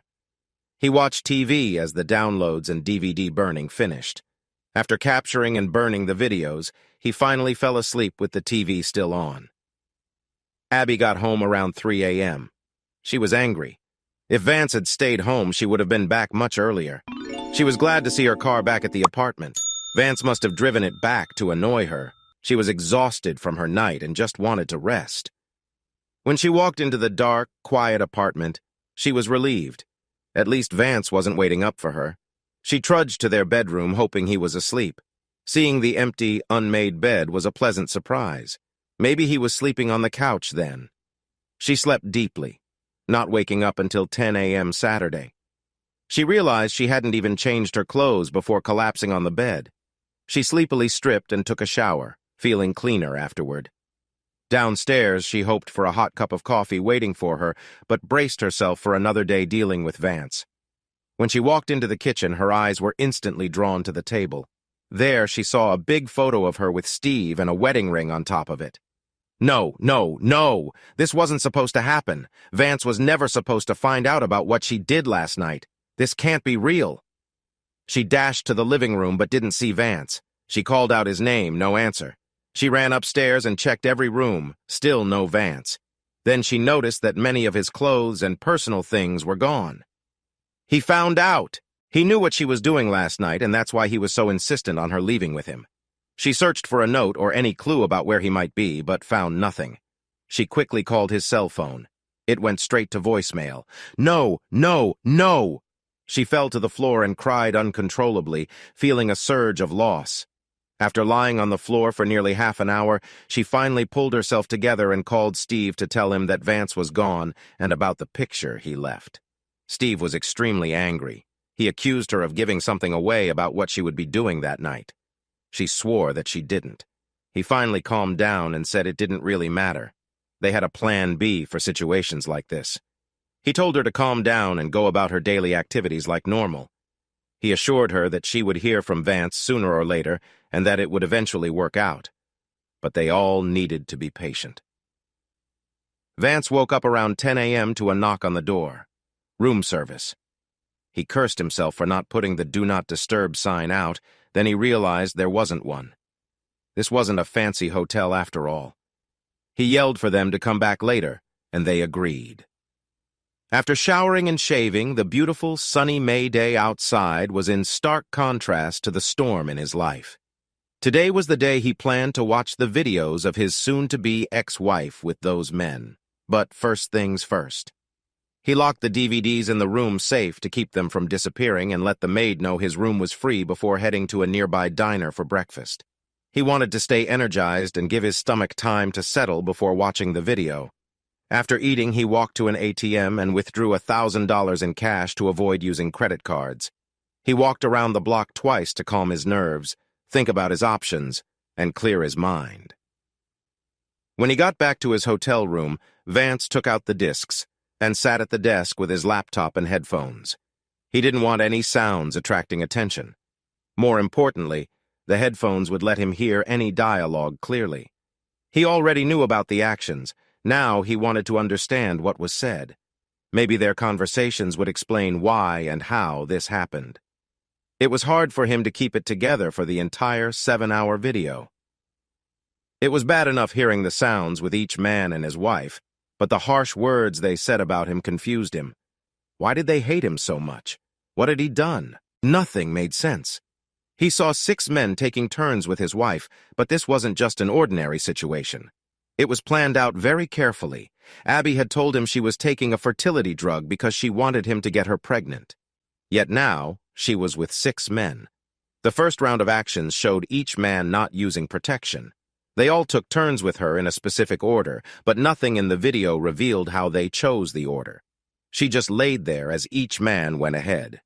For the second round, it took them a bit longer, but each man, again in the same order, went ahead once more. Vance guessed that it was during this second round that he came to rescue her. The doorman said he was there and wanted to see Abby. Steve and the others were annoyed but kept going. She did what they said. But when the doorman returned saying he had called the cops, everyone was angry. Steve told her to quickly put on her dress and try to make her husband leave. When she asked what if he knew, they told her that was impossible and scolded her for not turning off her cell phone. She came back crying 20 minutes later. Steve gave her a large glass of wine to calm her down and told her that this would be her last time with them. From that, Vance understood that this was the end of her time with them for some reason. But that was all the video revealed about it. She took off her dress and got back into an all-fours position. The last 3 men finished what they were doing with her. Then they took a 30-minute break. During this time, she drank more wine and used a washcloth to clean herself. Vance thought he heard a porn movie playing in the background, but the screen wasn't visible on the recording. He guessed it was there to help the men get excited again and perform when it was their turn. There wasn't much talking in the video to help Vance understand what was going on, but he did notice an odd detail. He could clearly identify 5 of the 6 men as executive vice presidents of DFSB. There was enough evidence of each man's actions with Abby that their wives might want a divorce. But one man's face never showed on camera. It seemed like he didn't know where the camera was, just like the other men. Yet, somehow, the camera never caught his face. Vance could only see the back of his head and hair. The only clue about him was a tattoo on his lower back. It was an anchor with a snake wrapped around it, very detailed and unusual. Vance reached a clear decision. There was no chance of fixing his marriage. He would never be with Abby again, and divorce was the only way out. She had betrayed him and lied too much for anything to get better. Even when he tried to help her, she could have gone home with him, but she chose not to. All the talk about having a baby made him sick, considering how she acted. Whatever happened to Abby, she wouldn't be his wife anymore. That was for sure. Vance started looking for local divorce lawyers and read reviews from their clients. But the lawyer he wanted to see wouldn't be available until Monday at the soonest. To be continued. What's up, story lovers? This is the Story Guy, and if you're hungry for crazy tales and mind-blowing narratives, you've come to the right place. Don't forget to smash that subscribe button so you don't miss out on our weekly dose of crazy cheating stories, fun fiction and gut-ripping comedy from around the world. But that's not all. We also create our own original stories, and trust me, you won't find these anywhere else. Want even more spine-tingling reads? Head down to the description and grab our exclusive story collections. Thanks for watching, and I'll catch you in the next video.